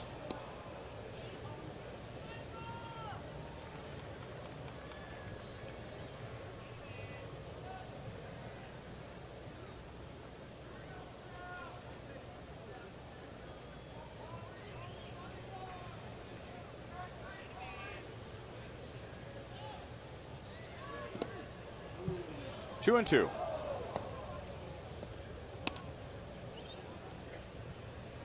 Wait for something as a hitter that's in the zone you're looking in.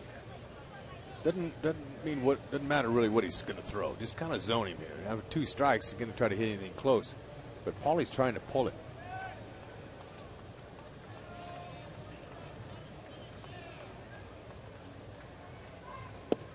Changeup. So you threw him a changeup down and away earlier in the at-bat, and then down and in. 8 strikeouts for Shields, and 3 in a row.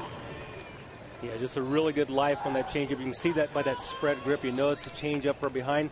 Hitter doesn't have that advantage of knowing about that grip. Talked earlier about the quality of pitches that James Shields has. Here we're going to look at James Verlander, who's thrown the most amount of pitches this year. This is the amount of percentage strikes he's thrown, and we're going to look at the Royals' top 3. These guys are throwing a lot of strikes and compared to the amount of pitches they throw, and I think that's the key. Is you have to throw strikes, but when you throw quality strikes and a high percentage of strikes, look at the results. And I looked at Jeremy Guthrie's game from the other night when he had the shutout. He threw 70% strikes. So good pitchers normally are around 60% strikes. These guys well above it. Into right field, and a base hit for Gillespie with 2 down. And a round of applause from Royals fans who feel like that's the first clean hit today. And there was no way you could charge Francoeur with an error on the base hit by Wise in the 6th, but it did get part of his glove. So there were a few boos as the fans were hoping for a no-hitter. And I've seen Frenchie make catches like that. Sure, Frenchie's a little relieved that finally there is a clean single.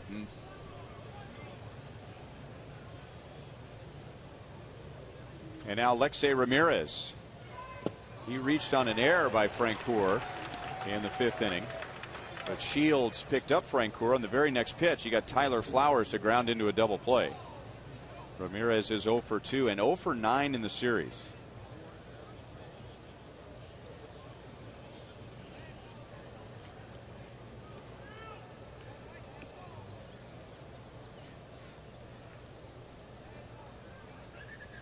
Shields with just 82 pitches. And he lost his footing. Kind of spun out of control after delivering that pitch. 1-1 on Ramirez. I had the good fortune of watching Brett Saberhagen no-hit the Chicago White Sox in a no-hitter here at Kauffman Stadium, and there was a ball hit to left field to Kirk Gibson, and Gibby kind of butchered it up a little bit and really scored a hit. They later went back and changed it to an error to give him the no-hitter. Wow, that takes the drama out of it, doesn't it? But we say the first single should be a clean single. Well, remember Jeremy Guthrie here late in the year against the White Sox. He had a no-hitter late, and everybody in the ballpark thought it was an error, but it was ruled a base hit. It was changed after the fact. And that took a lot of drama out of that game. Left field, deep. Alex into the corner, and that is a foul ball. Woo. Rex, I was watching Ramirez, and he wasn't running very hard. No, he knew he got it, but he just didn't know if it was going to be fair or foul. Okay, now Robin Ventura, as the third base coach, Joe McEwen, he pointed, Joe McEwen thought it was fair. So Robin Ventura is going to come out and say, hey, can you look at that again for us?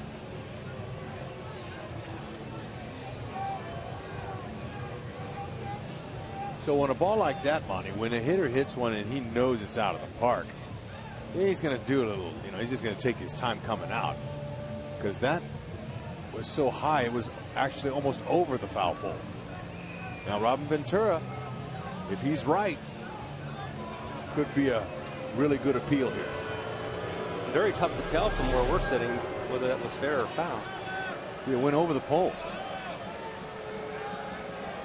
So if you can see the ball through the replay, if you can see the ball and it doesn't disappear, although it's really at the top of the screen. Here, yeah. It's top of the screen, we can't tell. Okay, if this is the look that they're going to get to look at, they're not going to be able to tell on that there. I agree. So it's got to stand as a foul ball. So that's why the original call is so important. Because if the original call was home run and they go in there and they can't get a good look at it, well, they're going to have, there's not any kind of conclusive evidence that would show any reason to reverse a call. So you always go back to the original call. So the original call here is foul ball. I could not tell from here. From here, it looked like it went right over the foul pole. Now that's looking at where the ball landed. But still, can't tell. I don't think that's not going to be enough. No. I think the Royals fans are hopeful that the first call stands. You think? It may take them a little bit longer because they can't get a conclusive evidence. I guess if the ball went directly over the top of the foul pole, it would be a home run, but you're not going to be able to tell from the angle that they're going to be looking at. Yeah, that's a good point, Monty. If it went right over the top, even if you have the right angle, I mean, there's no way to get a tight shot. So how can you really tell if it did go directly over the foul pole?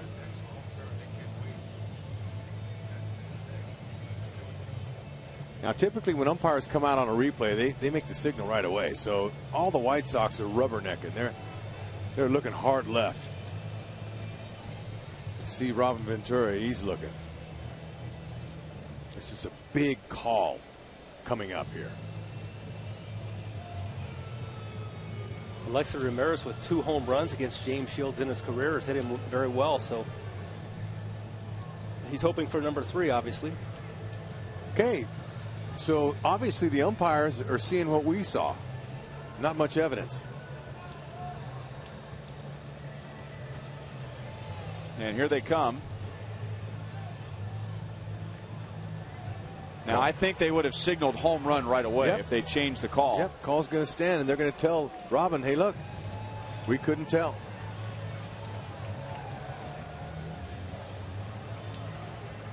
Now, Robin don't want to hear it. Look at him. He's saying, that makes a difference in this game. What are you telling me you're not going to change it? Oh, rats. Don't tell me this.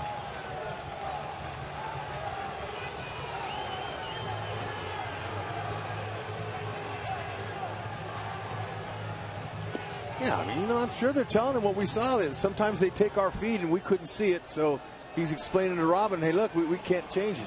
I'm sure that they looked at both trucks' feeds. You know, we have a feed. The White Sox have their own truck.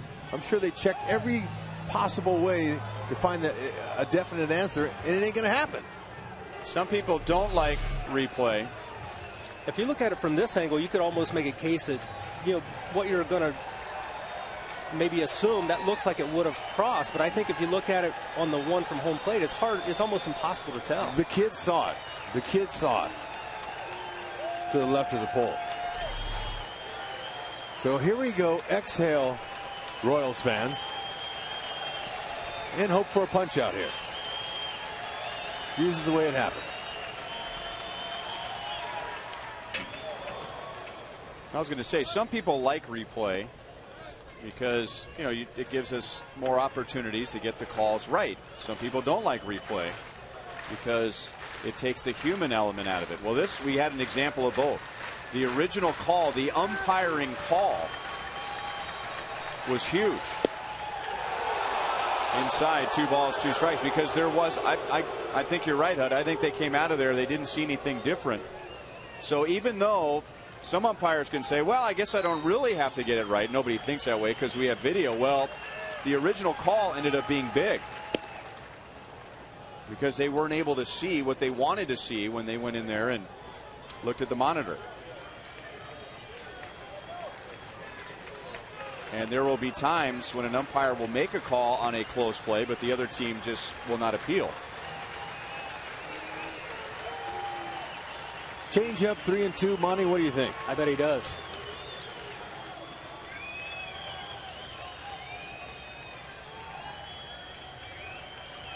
Gillespie will be running. And Ramirez strikes out.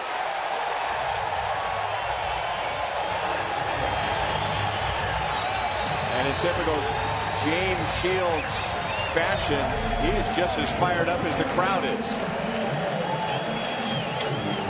I like how he just bows his neck up and he looks out at center field.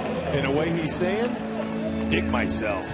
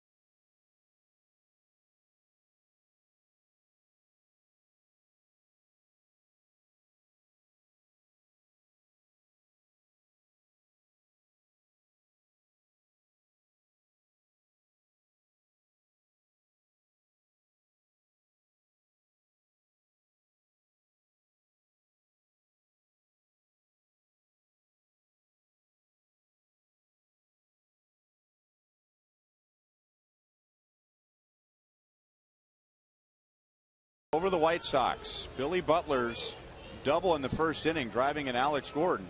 That has produced the only run, with James Shields and Chris Sale dueling again. And Sale throws a strike to Mike Moustakas, who is 0 for 2. Okay, the momentum change has shifted over to the Royals right now. 1 ball, 1 strike. Now, we haven't had a whole lot of video replays since that became official, but that's a first for me, where there was no conclusive evidence one way or the other. 1 and 2 on Moustakas.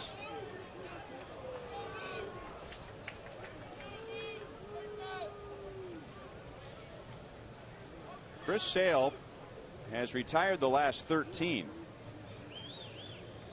The Royals don't have a base runner since the second, but Sale is at 99 pitches, and that's because he threw 36 in the first.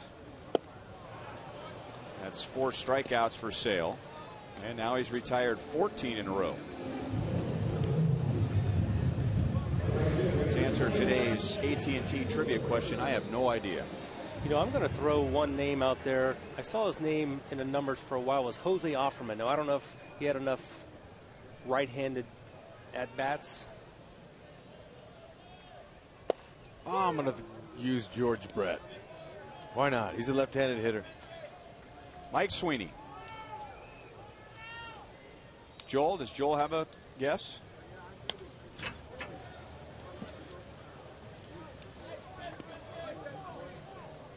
Joel. Bueller.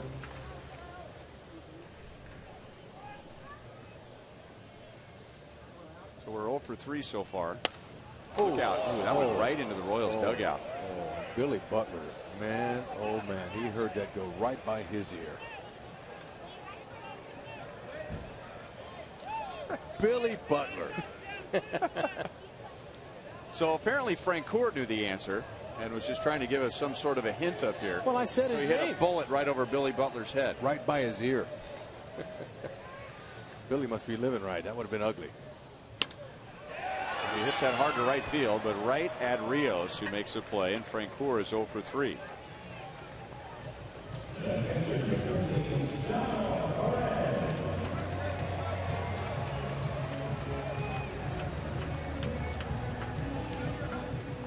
So the big difference right now in the game, aside from the run, is pitch count.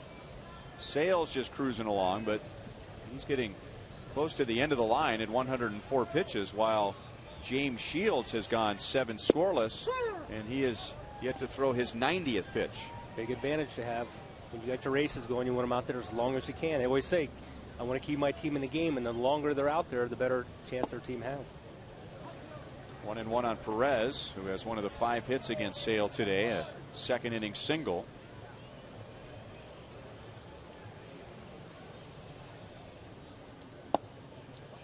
This guy is a hitter's nightmare, Chris Sale. All those arms and legs, tall drink of water, big guy, just throwing, just slinging that ball in there. He's got command with all of his pitches. He's nasty. Against righties too, although righties have gotten the better of him this year. 277 average, 6 homers. Lefties, not as well. Gordon got the second hit by a lefty off of Sale all year. Tied him up and he fouled it away. Brian, I remember his rookie year when he was called up, the year he was drafted, and we saw him, and he reminded me of a young Randy Johnson. He's got that low, below 3/4 delivery, just whips it in there. Minus about 10 miles an hour.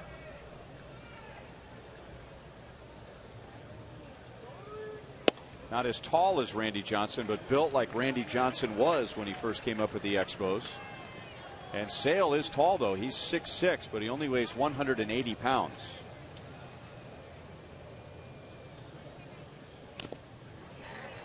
And Perez just nicked it to stay alive.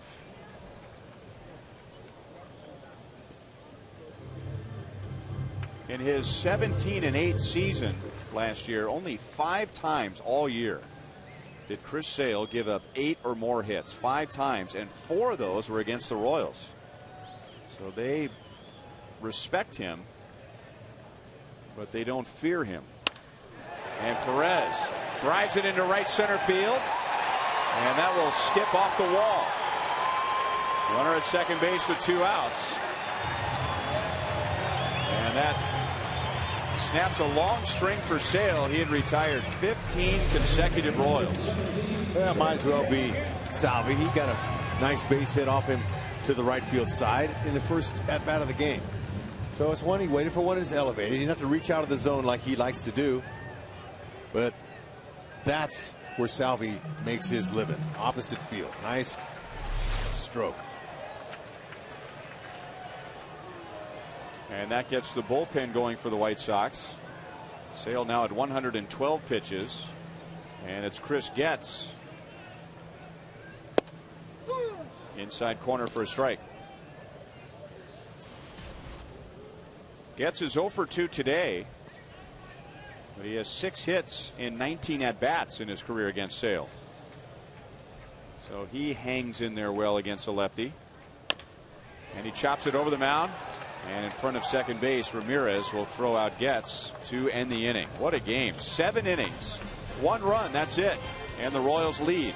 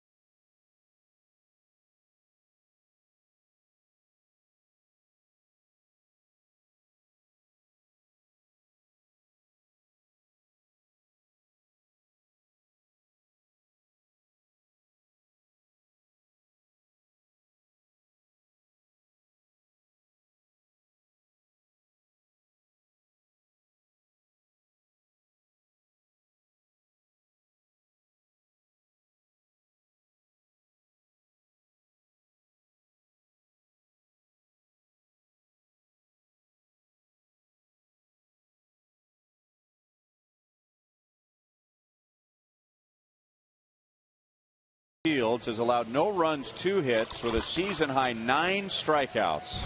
And as promised earlier, it's Miller time, brought to you by Miller Lite. And I'm going to tell you that ball is sinking and diving. Now this is the play of the game, obviously, and it wasn't performed by any of the players out there. It was all in the umpire's hands. They went in, and there was no conclusive evidence. Hang with them as James Shields finished it off. And he's back on the slab again.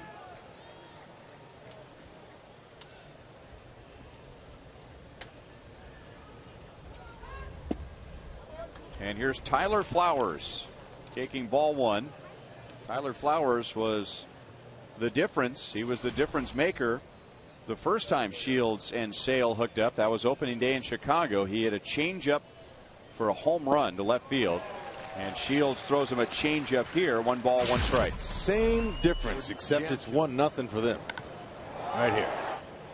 Flowers. Opening day. And it stood. On the ground to Moustakas. 1 out in the 8th.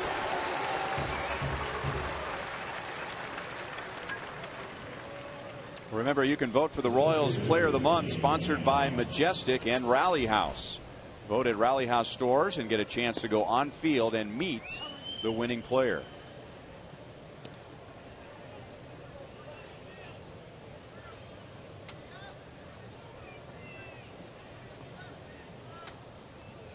Dwayne Wise got the White Sox first hit, and it was off of Jeff Francoeur's glove. Francoeur was going into a slide. It was not an easy play, but it did hit the leather. An easy call for the official score. Some of the fans didn't like it, hoping that Francoeur would be charged with an error and keep the no-hitter going. And then in the next inning, Connor Gillespie had a clean base hit to right. 2 balls and no strikes on Wise.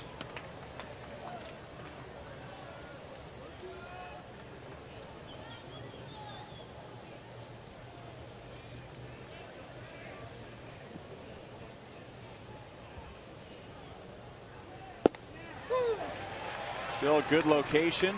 2-1.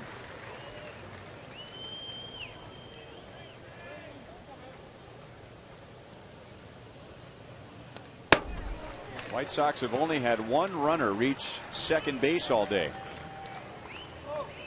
And that was Wise after his single in the 6th inning. He went to second on a wild pitch.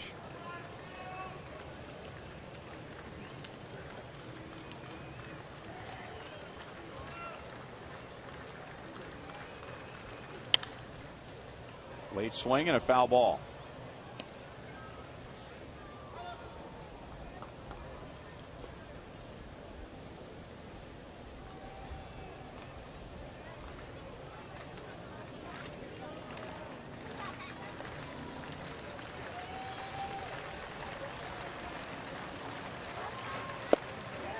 Just missed inside.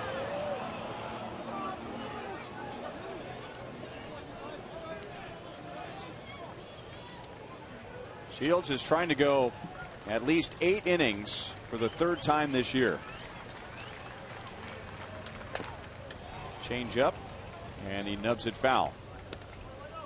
Shields has a complete game. That was here against Toronto. He gave up 2 hits in 9 innings. But the Royals lost 3-2, and then he pitched 8 innings in that duel with Justin Verlander on the 25th of April. Did he go? Nope. And a 1-out walk to Wise, who was convinced, or maybe hopeful, he was just sprinting up the first base line and never looked back to see what the call was. No, this is how you do it if you don't want to get caught. Just act like you, no problem. That's ball 4 all the way. Now, if you stand there, then he's gonna ring you up, because you're telling him with your body language that you're guilty.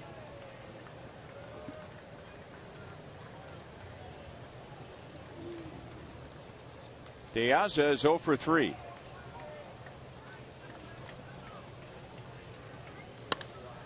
And in the air to right field. Playable for Francoeur.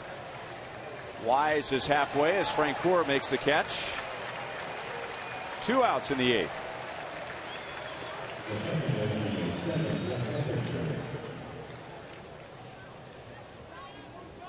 I remember after Jeremy Guthrie's shutout on Saturday night and talking to Ned Yost the next day, and just how much fun it was here. The electricity from the crowd. And Ned was saying, in a game like that, it's fun for everybody but the manager, especially when it's a shutout situation and a low scoring game where the game can turn very quickly. And Ned was aware that Guthrie had never thrown a shutout in the big leagues, as Keppinger fouls it away. And so we're all just kind of sitting back like you are at home or at work, just kind of watching this and hoping that he gets through the 8th inning and his pitch count is low enough to get into the 9th. But for Ned, he's got 12 different scenarios going through his head right now based on who's on base, who's at the plate, what's the pitch count, who's coming up. Now, if the Royals are ahead 5-0 right now, it'd be a completely different scenario. Picked him off. He's done everything today.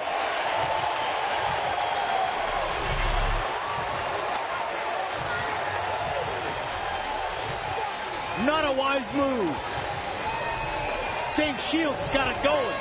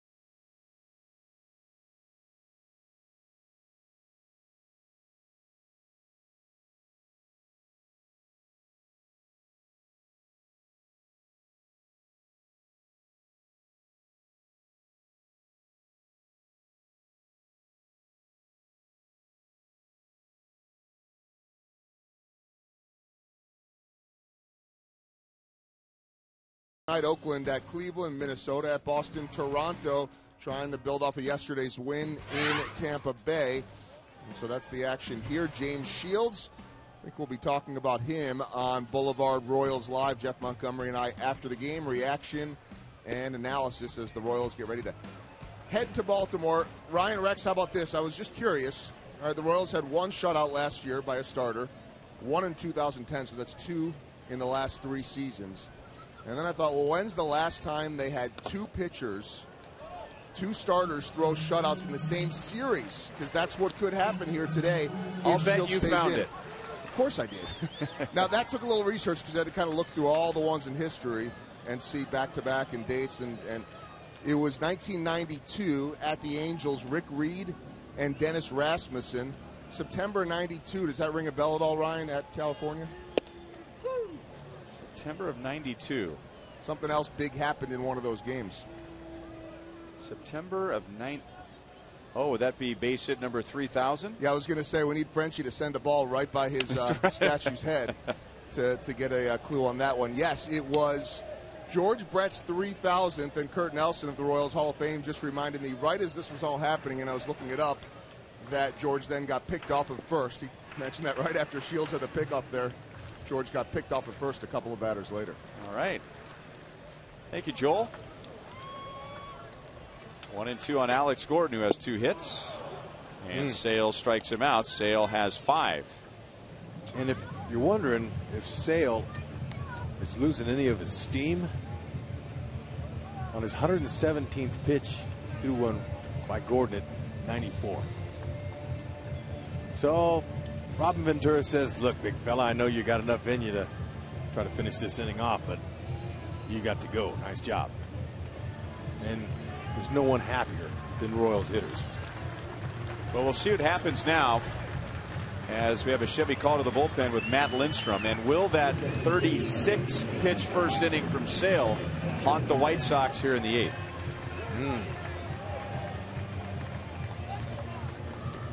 Because if his pitch count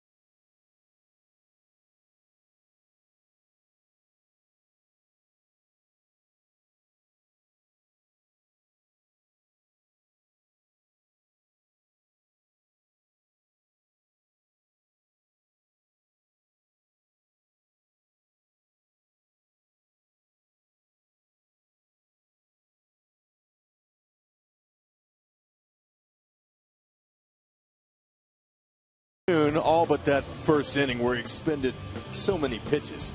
But, you know, he got right back up on that horse, went on and retired 14 straight, actually 15 straight before Salvador Perez hit a double off him. He was dealing. And if not for the 119 pitches, he would still be in there right now.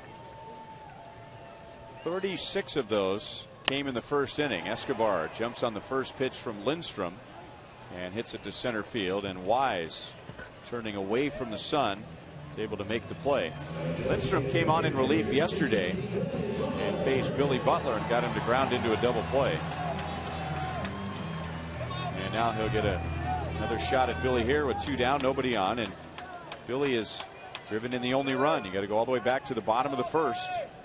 Alex Gordon opened the inning with a single, and then with 1 out, Billy doubled up the left field line to score Alex, and that would account for all the offense today.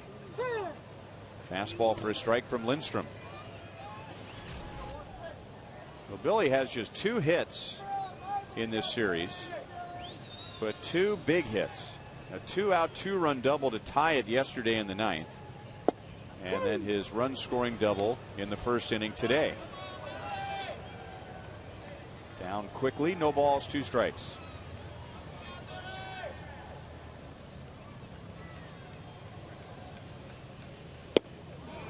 Three-pitch strikeout, so Lindstrom picks up where Sale left off. Royals down in order. And now we go to the 9th inning. James Shields trying to give the Royals their 2nd shutout in this series. Instead, it will be Greg Holland on to protect a 1-0 lead.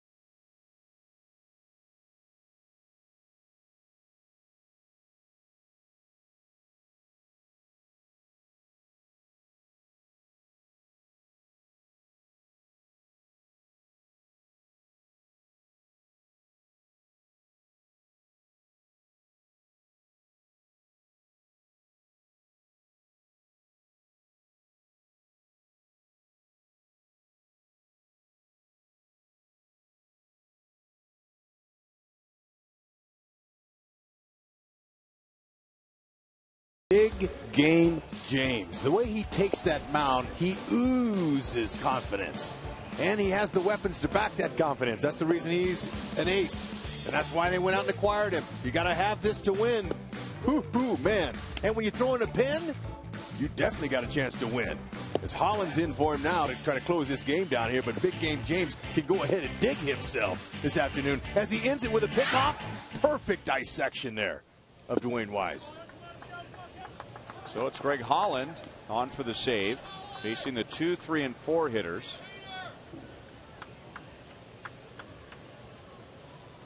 Jeff Keppinger was 0 for 3 against Shields with 2 groundouts and a flyout. 2 balls and no strikes. Shields threw 102 pitches. Some could be wondering, why didn't Ned just let him go out and finish his game? Obviously, Ned has reasons that we don't know about. However, he does have confidence in his closer, and why shouldn't he? Except falling behind like that, you don't want to do that. 3-1 on Keppinger. In case you're wondering, Shields' season high for pitches this year was 115.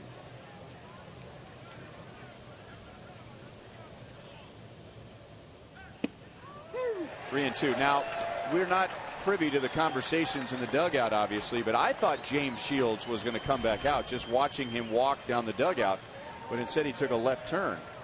And for a guy who wears his emotions on his sleeve, it seemed like he was okay with the decision. And I'm sure Ned Yost, with James Shields being a veteran and everything that he's accomplished as Keppinger singles to right, consulted with Shields. Of course, the manager has the final say, and Ned Yost hands the ball to Greg Holland. And now the White Sox have the leadoff man on, and they will run for Keppinger. And and this will be Tyler Green running for Keppinger. Okay, Holland has 19 strikeouts through his first 11 innings this season. So averages second among major league pitchers with at least 10 innings of work. So he has that mid-90s fastball, slider, and split finger that he uses. But his best pitch is strike one, and Salvi is going to come out and say, hey, come on, let's get in the zone here, and let's not let these hitters get ahead of you. Trouble happens when you walk batters, especially in the ninth in a 1-1 lead. And there's a lot of power coming up. Rios, 7 home runs. Dunn, 6 home runs. Konerko, 4 home runs. It's quiet here at the K. 2-0.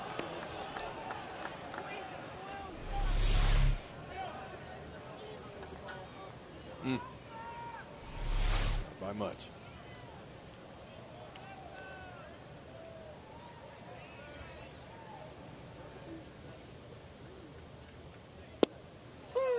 Got the call. Rios didn't like it.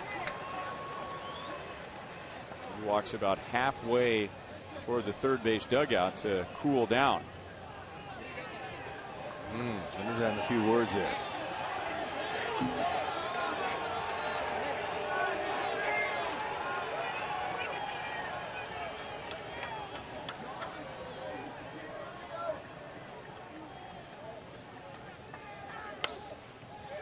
That's out of play. 2 balls, 2 strikes. Holland pitched the 10th yesterday. He did not face Rios.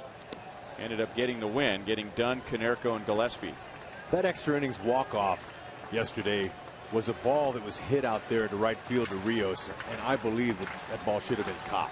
Okay, Rios, I'm sure a lot of other people thought the same thing, so that makes him really dangerous right here. He wants to make amends for that. Didn't get the call. Perez held it out there for Vic Carapazza to get a long look at it. Oh man, that's really too close to take.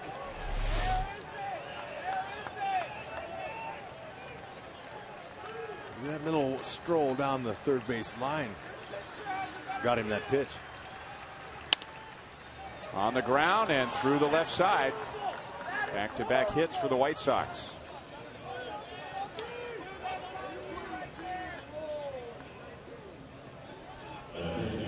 Okay, like the Royals offense was happy when Chris Sale left the game last inning, or last half, and then now the White Sox are happy to see James Shields depart. So sometimes when you bring in a new arm, it adds a little extra momentum to the guys, at least a mental boost of confidence. Now, one thing I can almost assure you here is Adam Dunn won't be bunting with nobody out to move the runners. Big guys up there to look to do one thing. That's change the outcome of this game. He is 0 for 2 with a walk. And if you're wondering about against Greg Holland, 1 for 6 with 4 strikeouts, including a strikeout yesterday in the 10th inning. And blocked by Perez, ball 1.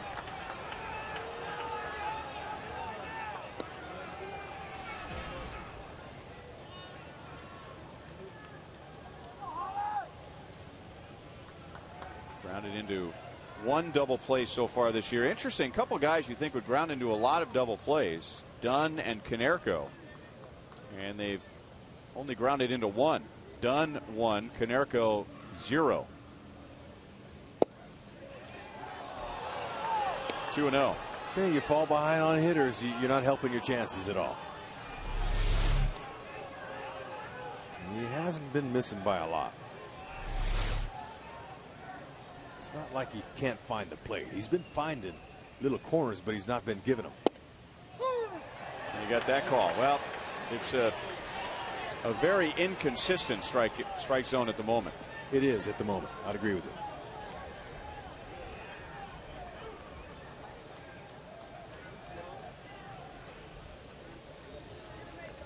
Green running for Keppinger is at second. Rios is at first. And stroke to right field. 1 hop to Francoeur. Green will be held at third as Francoeur makes a throw to the plate, and it went off of Hosmer's glove. And Perez was able to keep it from going to the screen, and now the White Sox have the bases loaded with nobody out. Okay, you fall behind, you have to come in the strike zone. Hitters know it. Now he's lucky that Dunn didn't hit that out of the yard. That ball was right down on, but he's able to stay on top of the ball, and he sinks it in front of Frenchie's glove. Frenchie's got one of the greatest arms in the world. And so now Dave Island's going to make a rare appearance this year. As great as this starting staff has been in Kansas City and their bullpen guys, we rarely see Dave Island even making an appearance out here. But right now, Holland's in some deep water.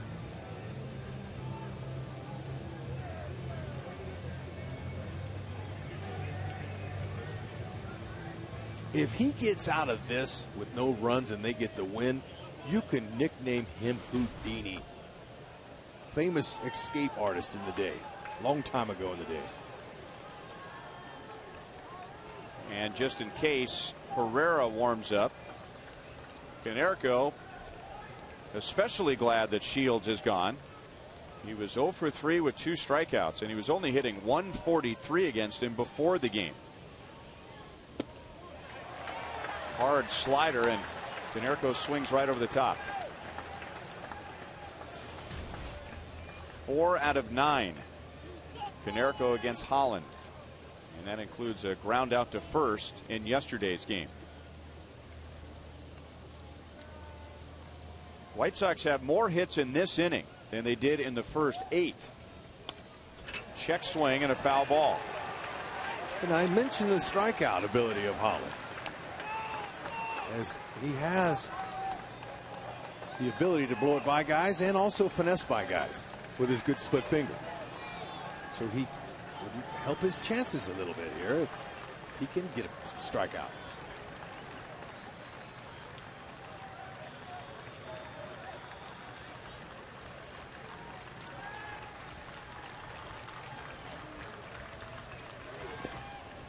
Blocked by Perez. What a great luxury that is for Holland. His slider and his split, they both have tremendous bite into the dirt, and he knows that he can go with his best pitch with Perez behind the plate. Salvi makes a living out of turning balls into marshmallows whenever it comes to blocking balls. You know, that marshmallow's soft, and when it hits you, it just lays right in front of you. And that's what the idea of blocking a ball.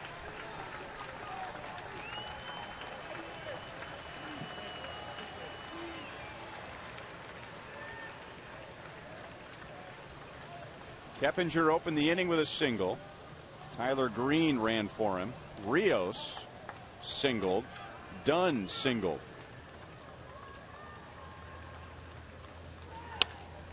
Grounded back to Holland. Out at the plate. Double play.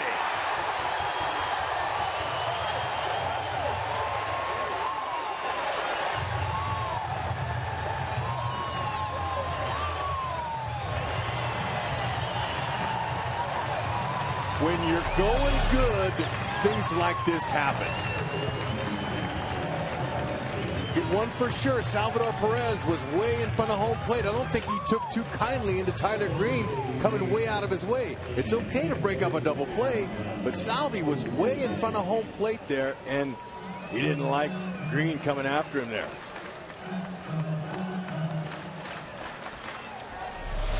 What a play.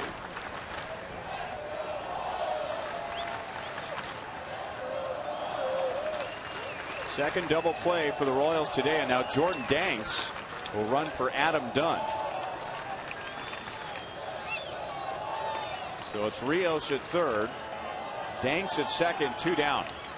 And now Connor Gillespie 1 for 3. And again blocked by Perez. Salvi doesn't just try to pick those balls and catch them. He just opens up his glove flat as it'll go and keeps it in front of him. He'll use his chest protector at times, but he's got such great hands that that's what he does with it. He's not trying to catch that.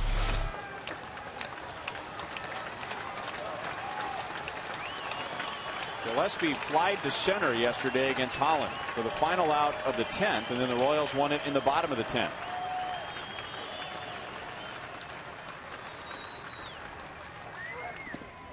He started. The Royals won an appeal and no swing. Mike Malinsky, the third base umpire, so it's 2 balls and no strikes.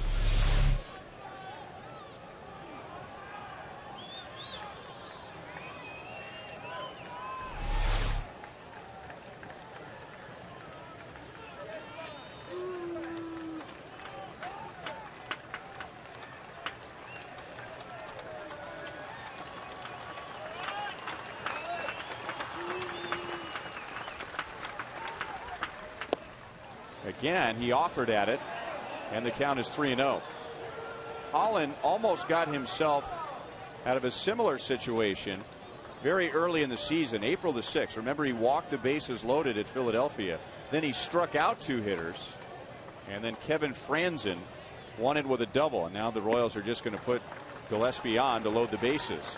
Well, a different set of circumstances today, but in many ways the same. Bases loaded, nobody out, this time because of 3 singles.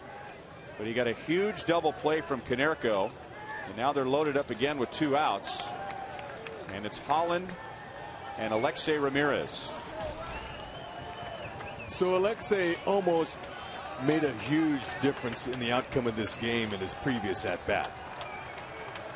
And fortunately for the Royals, the call stood at foul. As he hit one over the foul pole, would have been a 2-run homer. Ball 1 and no swing as they appeal to the first base side.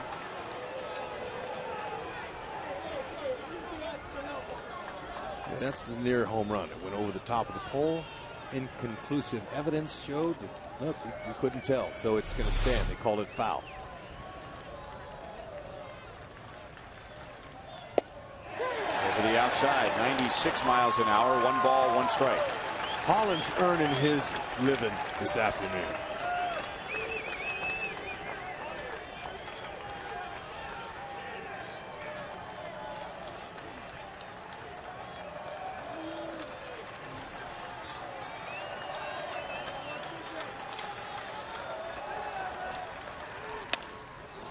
Up the middle, gets backhands, bobbles, and the White Sox tie the game. The Royals are going to get an out. They hope. They have Danks in a rundown, and Moustakas will tag him out, but the run counts. So again, Holland so close to getting out of a bases loaded, nobody out. This time, however, the game is tied. So the Royals will bat in the bottom of the 9th. Tied in 1.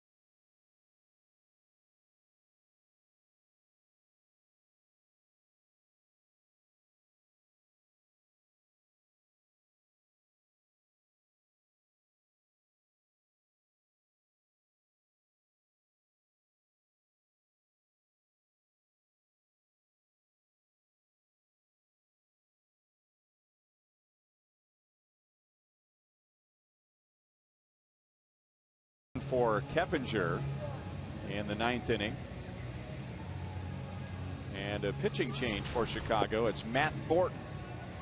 The Royals have Eric Hosmer, Lorenzo Cain, and Mike Moustakas coming up in the bottom of the 9th. Thornton Pitched a third of an inning yesterday, gave up a couple of hits, no runs. And he also pitched a third of an inning in the Saturday game. So no win for James Shields, who goes 8 scoreless and strikes out 9. And no loss for Chris Sale, who gave up 1 run in 7 1/3 innings. On this day, Ryan, 2 years ago, Eric Hosmer made his major league debut.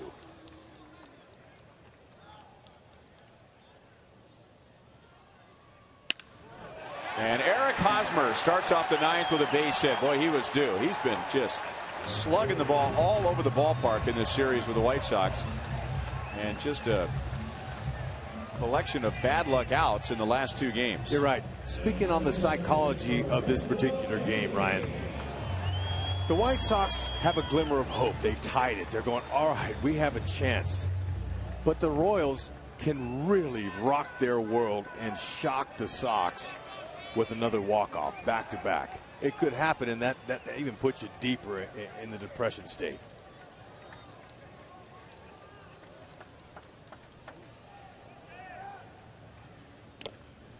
Kane after the first pitch, and that got a piece of Tyler Flowers. Yeah, that hit him squarely. As you see that ball bounce right back to the pitcher. Ouch. Walk that baby off.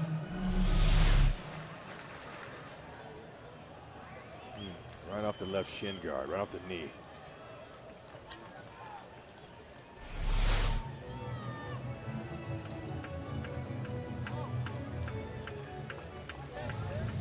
All those games between the Royals and the White Sox every year, and Lorenzo Cain has never faced Matt Thornton.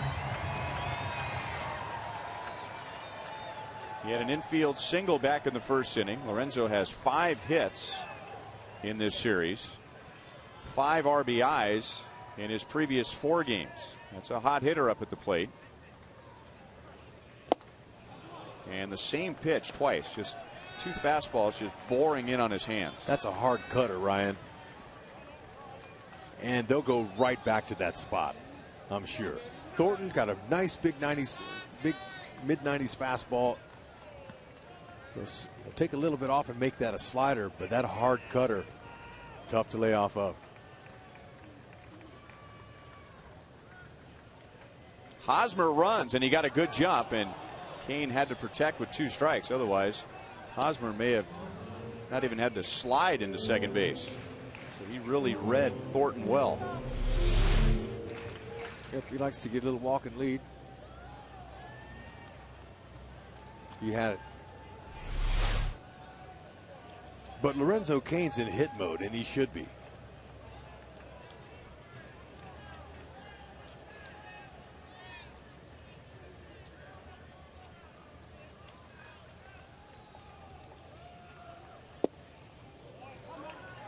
One and two.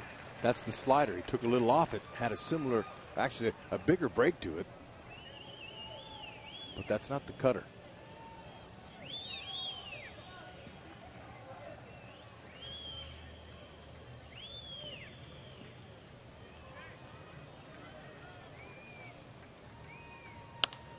Back to Thornton.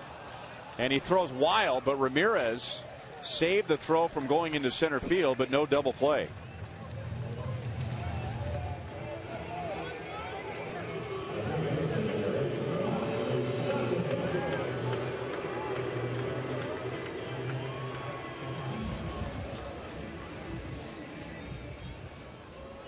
It's almost like Ramirez was anticipating that throw going to the left of second base, because he did not have to readjust.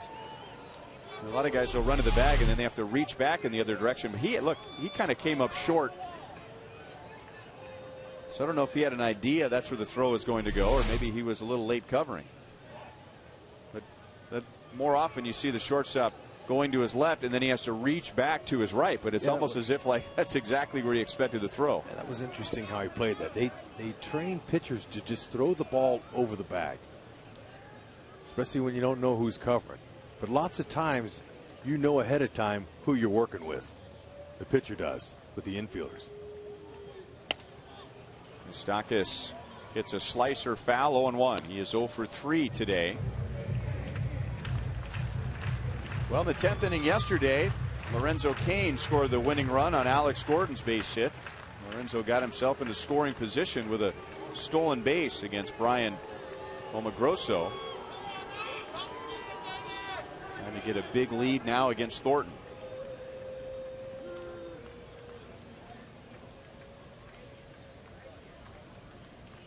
And the White Sox thought he might be running.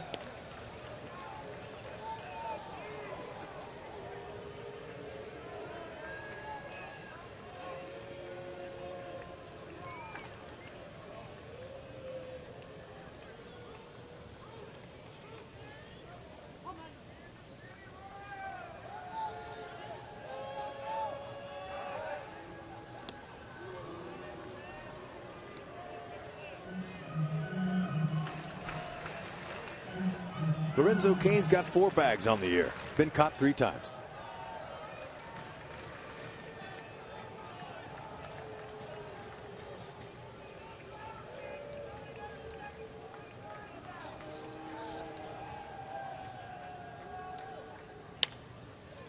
One and two.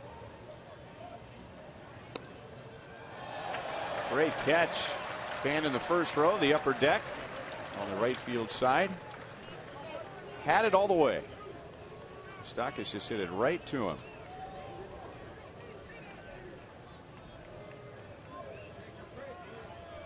Royals have not scored since the first, when Billy Butler drove in Alex Gordon, and that lead stood until 2 outs in the 9th inning. The White Sox with the bases loaded, 2 down. Alexei Ramirez with his only hit of this series, by the way, and an infield base hit. Able to score or drive in the tying run. You can read that move easy. Thornton doesn't have a good one. 2-2. Good one to run on. Breaking ball in the dirt.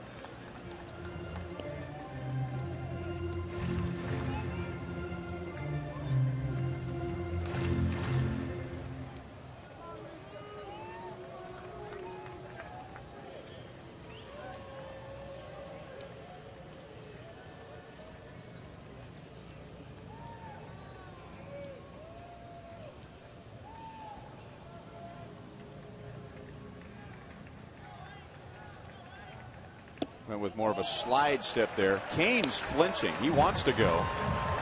So he hasn't been able to get a jump. But what he has accomplished, perhaps, is distracting Thornton, who now has a full count with Moustakas. When you take your focus off a hitter at this part of the game, sometimes it can hurt you because a hitter, Moose, is looking for a half-inch mistake.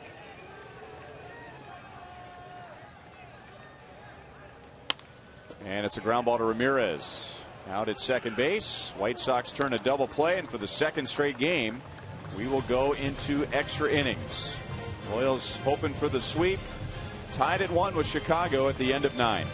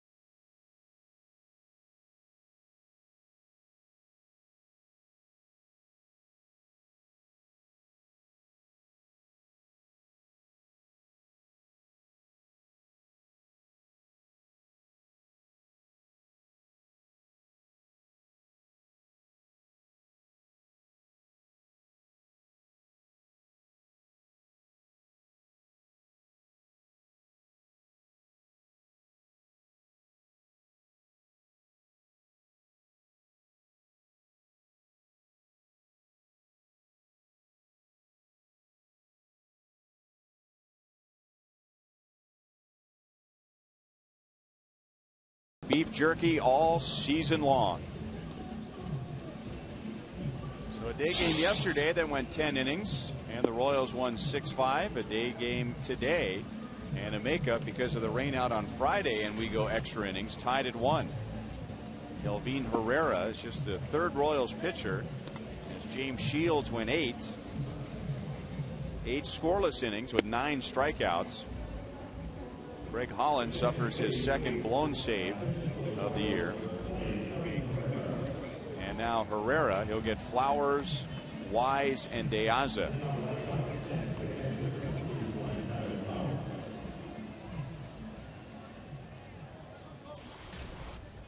Tyler Flowers 0 for 2. Hit by a pitch in the third inning, grounded into a double play in the fifth.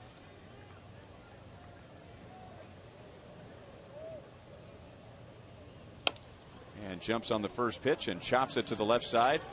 And Moustakas on the run, throws him out, 1 away.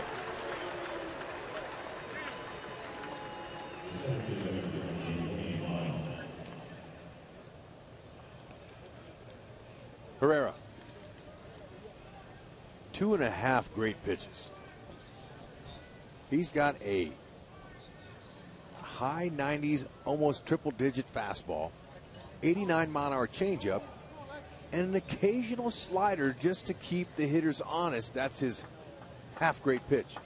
He doesn't use it a lot, but it's very effective. There's the fastball at 98.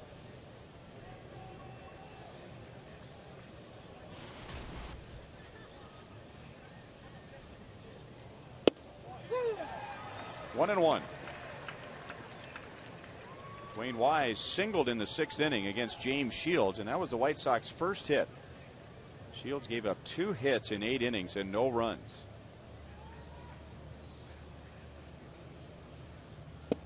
Over the inside, Wise doesn't like it, and both teams have had their moments today with home plate umpire Vic Carapazza. 1 ball, 2 strikes.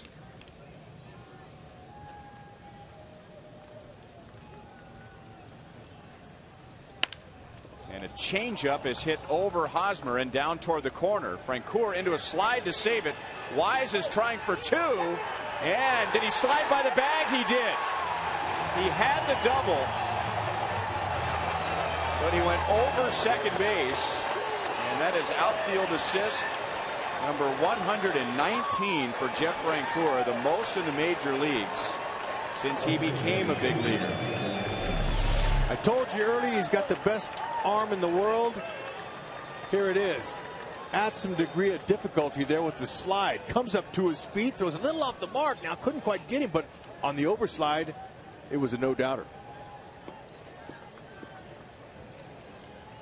Look at that. See how he carries that glove up with the ball quickly right to his throwing hand. And Wise had a little bit too much momentum as he couldn't stop himself. And Escobar was right on him. You know what looked like happened there, Hud, is a lot of runners, when they slide into second base like that, they will use their foot. They'll point their foot down and use it as a hook to just kind of catch their foot on the front of the bag. That's right. But because he slid on top of Escobar's glove, he was never able to get his foot on the bag. Nice observation. But infielders are taught not to give up, not to tag him and then show him the ball. You know, you keep that ball on the guy the whole time. And now a slow roller out to Getz. Inning over. Scoreless 10th for Kelvin Herrera. So Francoeur comes up with a big throw. He will lead off the bottom of the 10th.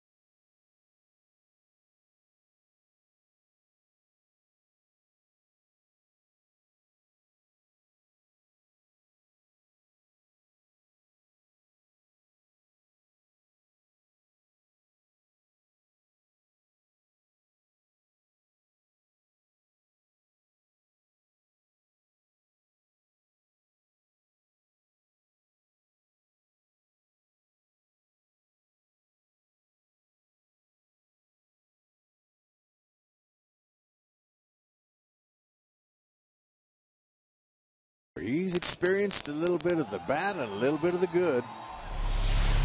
And we'll show it to you. He's camped under this. You think, oh, that was the no-hitter that would have been. He came in on this ball, and it looks like he had a great chance. That took care of the no-hitter that fell in.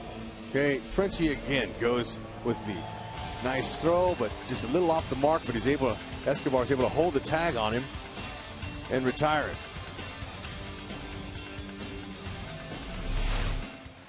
Jesse Crane will pitch the 10th inning. Royals saw him yesterday. He pitched the 7th inning. Make that the 8th inning yesterday. Scoreless 8th, gave up 1 hit. He faced Jeff Francoeur and struck him out. Francoeur is now 4 out of 11 against Crane. And takes a fastball for strike 1. Francoeur 0 for 3 today. One of his outs was a line out to Rios in right field. Mid-90s fastball from Crane, slider and occasional changeups. 1-1.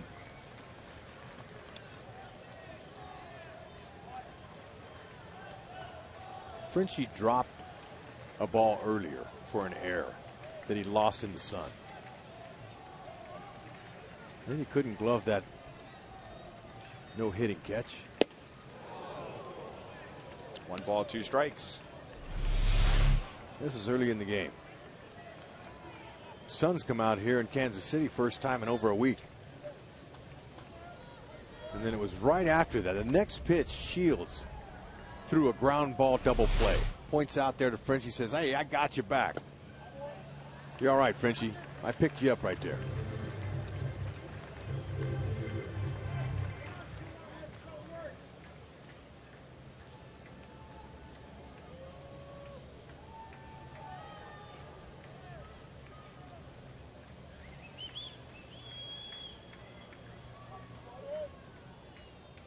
Going to set up inside, and Francoeur goes out of the strike zone and strikes out.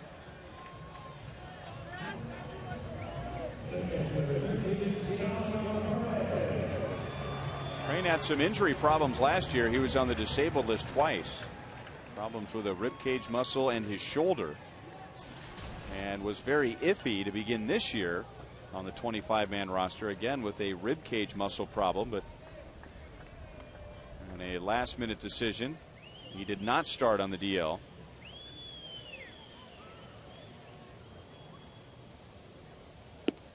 Misses high, ball 1-2 Perez. Oh, called a strike. Excuse me.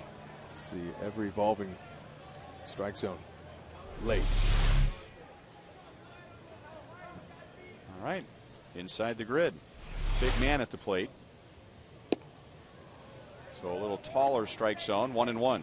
You know, you're doing Salvi a favor almost putting that ball up there like that. He loves hitting balls up and away.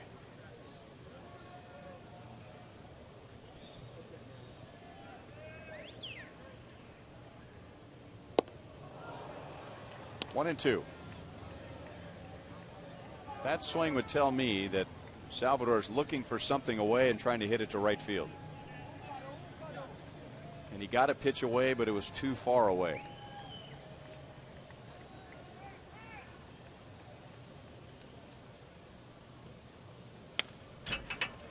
Still 1-2.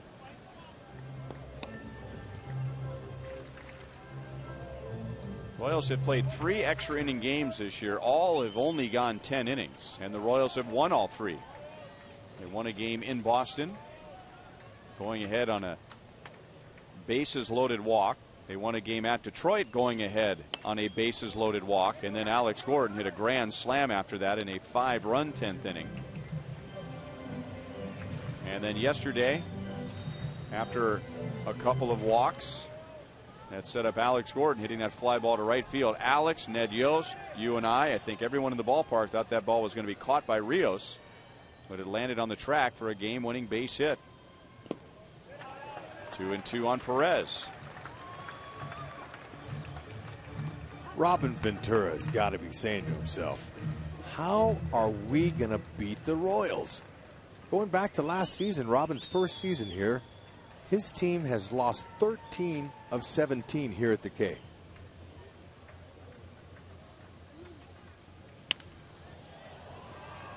Shallow center field. Wise got a late break, and now he's looking up into the sun, but he's able to find the ball and make the play.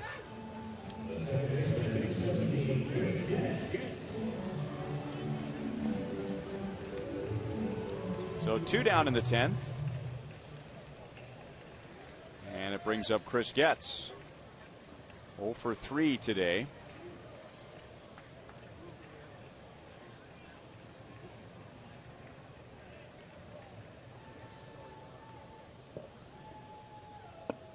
Inside for ball 1. Well, Chris had a chance to make a really nice play to end the game, and he just couldn't get the handle out of the glove. He had plenty of time to get the force at second. Holland would have had a save. Shields with the win. And he bobbled it. He couldn't get the force at second.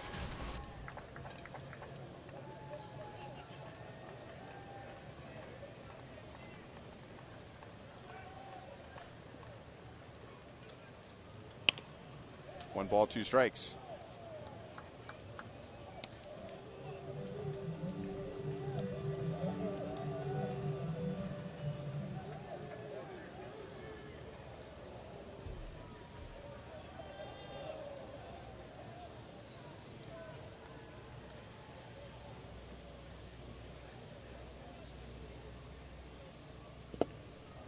Two and 2. White Sox showed a lot of respect toward Chris Getz yesterday. In his only plate appearance, they intentionally walked him to get to George Kataris, and then he walked, setting up the bases loaded game-winning base hit from Alex Gordon. Still 2 balls and 2 strikes.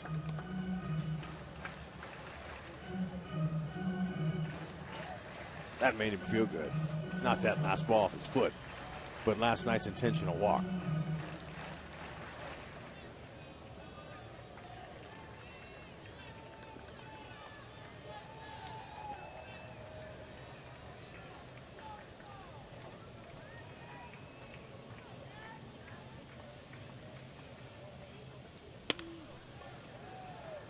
To Green at second base, and for the first time this year, the Royals will play past 10 innings.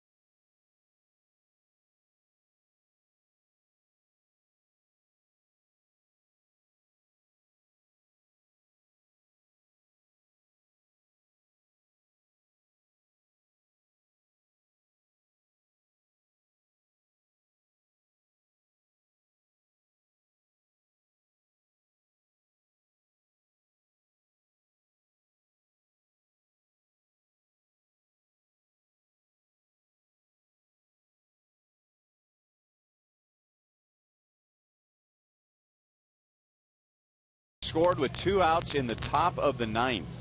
And that is all the offense today. Final game of the series with Chicago. The Royals are trying for a sweep. Final game of the homestand before the Royals head to Baltimore. And this will be Tyler Green leading off the 11th inning against Kelvin Herrera. Green ran for Jeff Keppinger in the 9th. Second inning for Kelvin Herrera. And a nice backhand stab at first by Hosmer. And he gets Green, one away. Wow. That's a little more than a stab, because if he misses that, that's a double. Hosmer with excellent hands.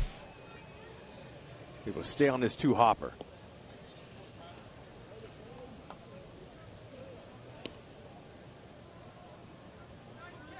He's got Gold Glove in his future. I don't know when it's going to be, but he's going to win one. And now Alex Rios, he scored the game-tying run in the 9th inning.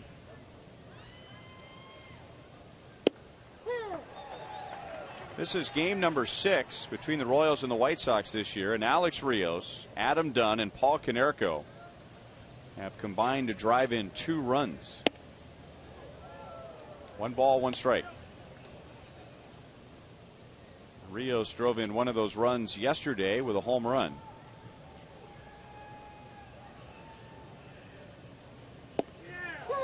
Over the inside. 1 ball, 2 strikes. Yeah, that's his slider. Took a little something off it, and Rios looked like he missed that. He wanted that back.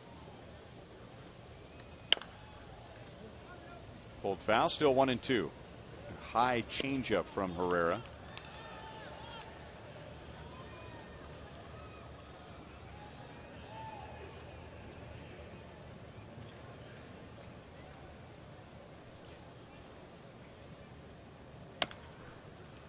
Pulled foul again.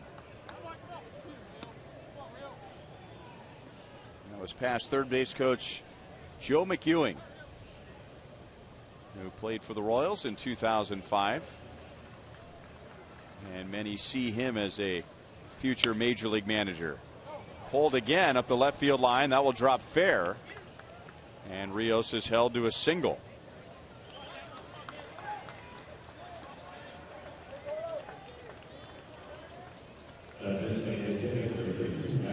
If the ball is elevated, that fastball or the changeup, it can be hit even at that type of velocity. The young 23-year-old Kelvin Herrera. It's up and in. Now that's in a couple inches, so it jammed him, and the bat stayed intact. Fought it out. So Jordan Danks, who ran for Adam Dunn in the 9th inning, will bat. Jordan Danks, the younger brother of White Sox pitcher John Danks, who had shoulder surgery last year and still waiting to come off the disabled list.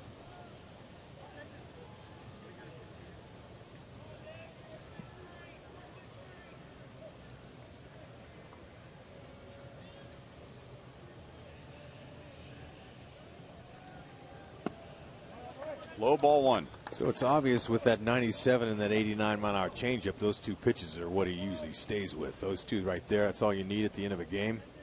And he's striking out batters at a rate of 13.86 strikeouts per 9 innings. He has 19 strikeouts in 12 1/3 innings early on this year.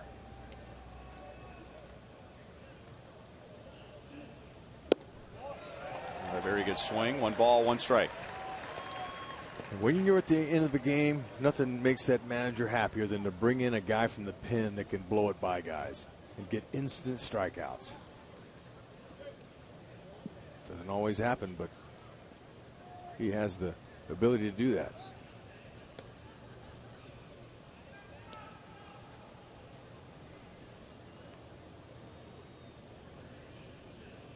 Rios will run. He has 6 stolen bases.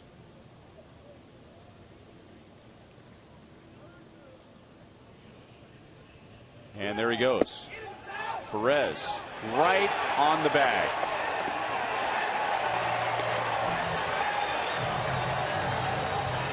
Salvador Perez couldn't wait for Rios to go. Are you kidding? He is cat-like quick with his transfer from glove to hand. And he has a hose behind the plate. He's accurate every time almost. He puts it on the perfect side of the bag for the shortstop Escobar. And Rios has got to go. Escobar, sometimes you get spiked. He didn't get one that time, but he came close there. And now 3-1 to Danks. Okay, you see those spikes up like that. Sometimes when you're making that tag as a shortstop or in a middle infielder, you can see where he's lucky it didn't. The nails didn't get him. It was right in the middle of his foot where there are no nails. Danks cranks it into deep right center field and into the water and out of the water.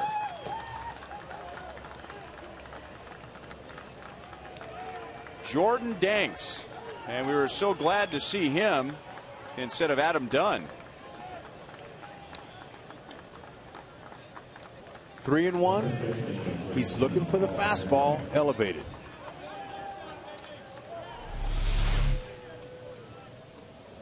And there it was, right down the middle. He was ready for it. Short, quick swing. He didn't look real comfortable earlier in this at bat, but he met that one there with authority.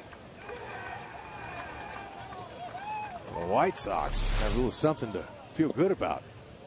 That's a first home run this year for Danks, and just his second major league home run, and he really has a flair for the dramatic.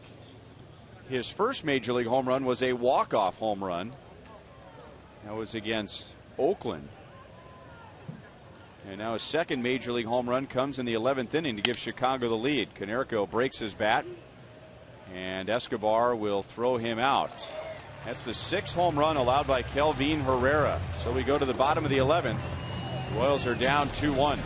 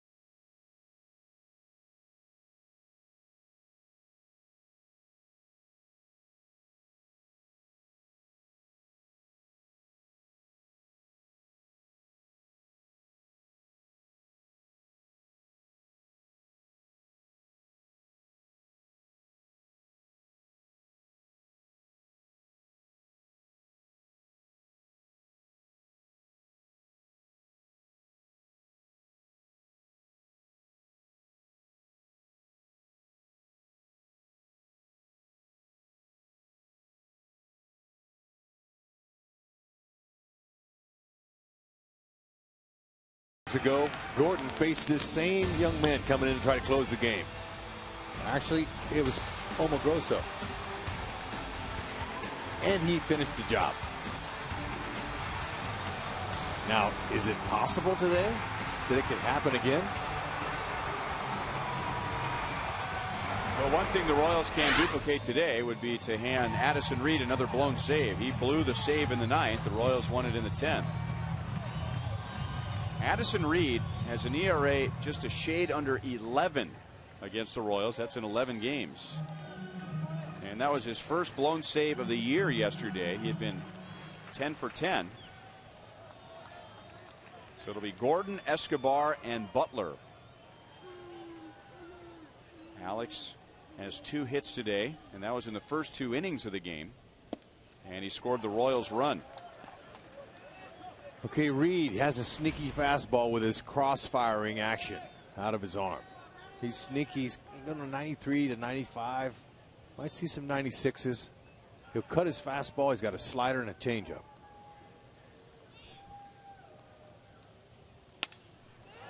Crack bat. And Dwayne Wise comes up in center field. One down in the 11th.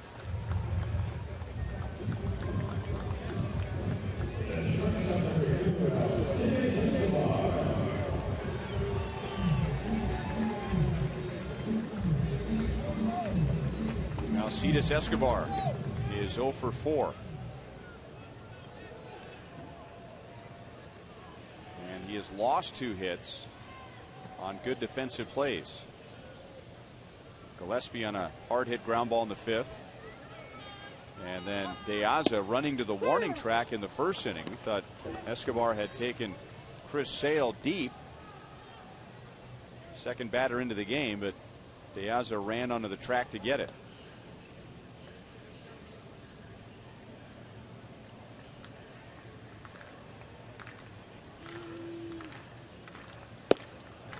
No balls and 2 strikes. In a game like this, a 1-run game and a low scoring game, you can always go back and look on the scorecard and say, okay, what were some scoring opportunities, good scoring opportunities that the Royals let slip away? And there really aren't many. Still 0-2 on Escobar. I guess you'd have to go back to the 1st and the 2nd inning. The Royals got their run in the 1st. And they had Billy Butler at second base with 1 out against Chris Sale. Sale got out of it. And then the Royals had 2 on, 1 out in the 2nd. And Sale got out of that. And they haven't had 2 base runners in an inning since. 2 down.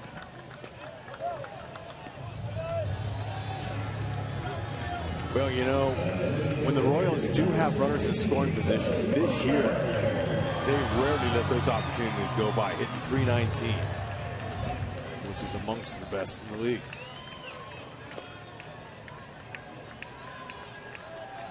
Well, here's a matchup yesterday that went the Royals' way. Billy Butler tying the game in the 9th inning with a double against Reed. And he swings at the first pitch and fouls it back. And in that bat, remember, the count was 2-2. Reed threw a great slider that just missed outside. And then he tried to bust him inside with a fastball. Billy pulled it foul. Then he went back to the slider, and Billy was right on it. Same pitch. That's the one that just missed yesterday as well.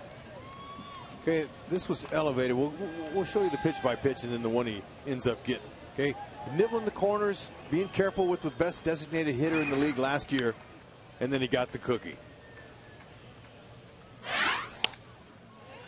And that's into shallow center. Wise sprinting in. He's there. So a blown save for Reed yesterday resulted in a Royals win, and now he gets the save today as the White Sox get a run with 2 outs.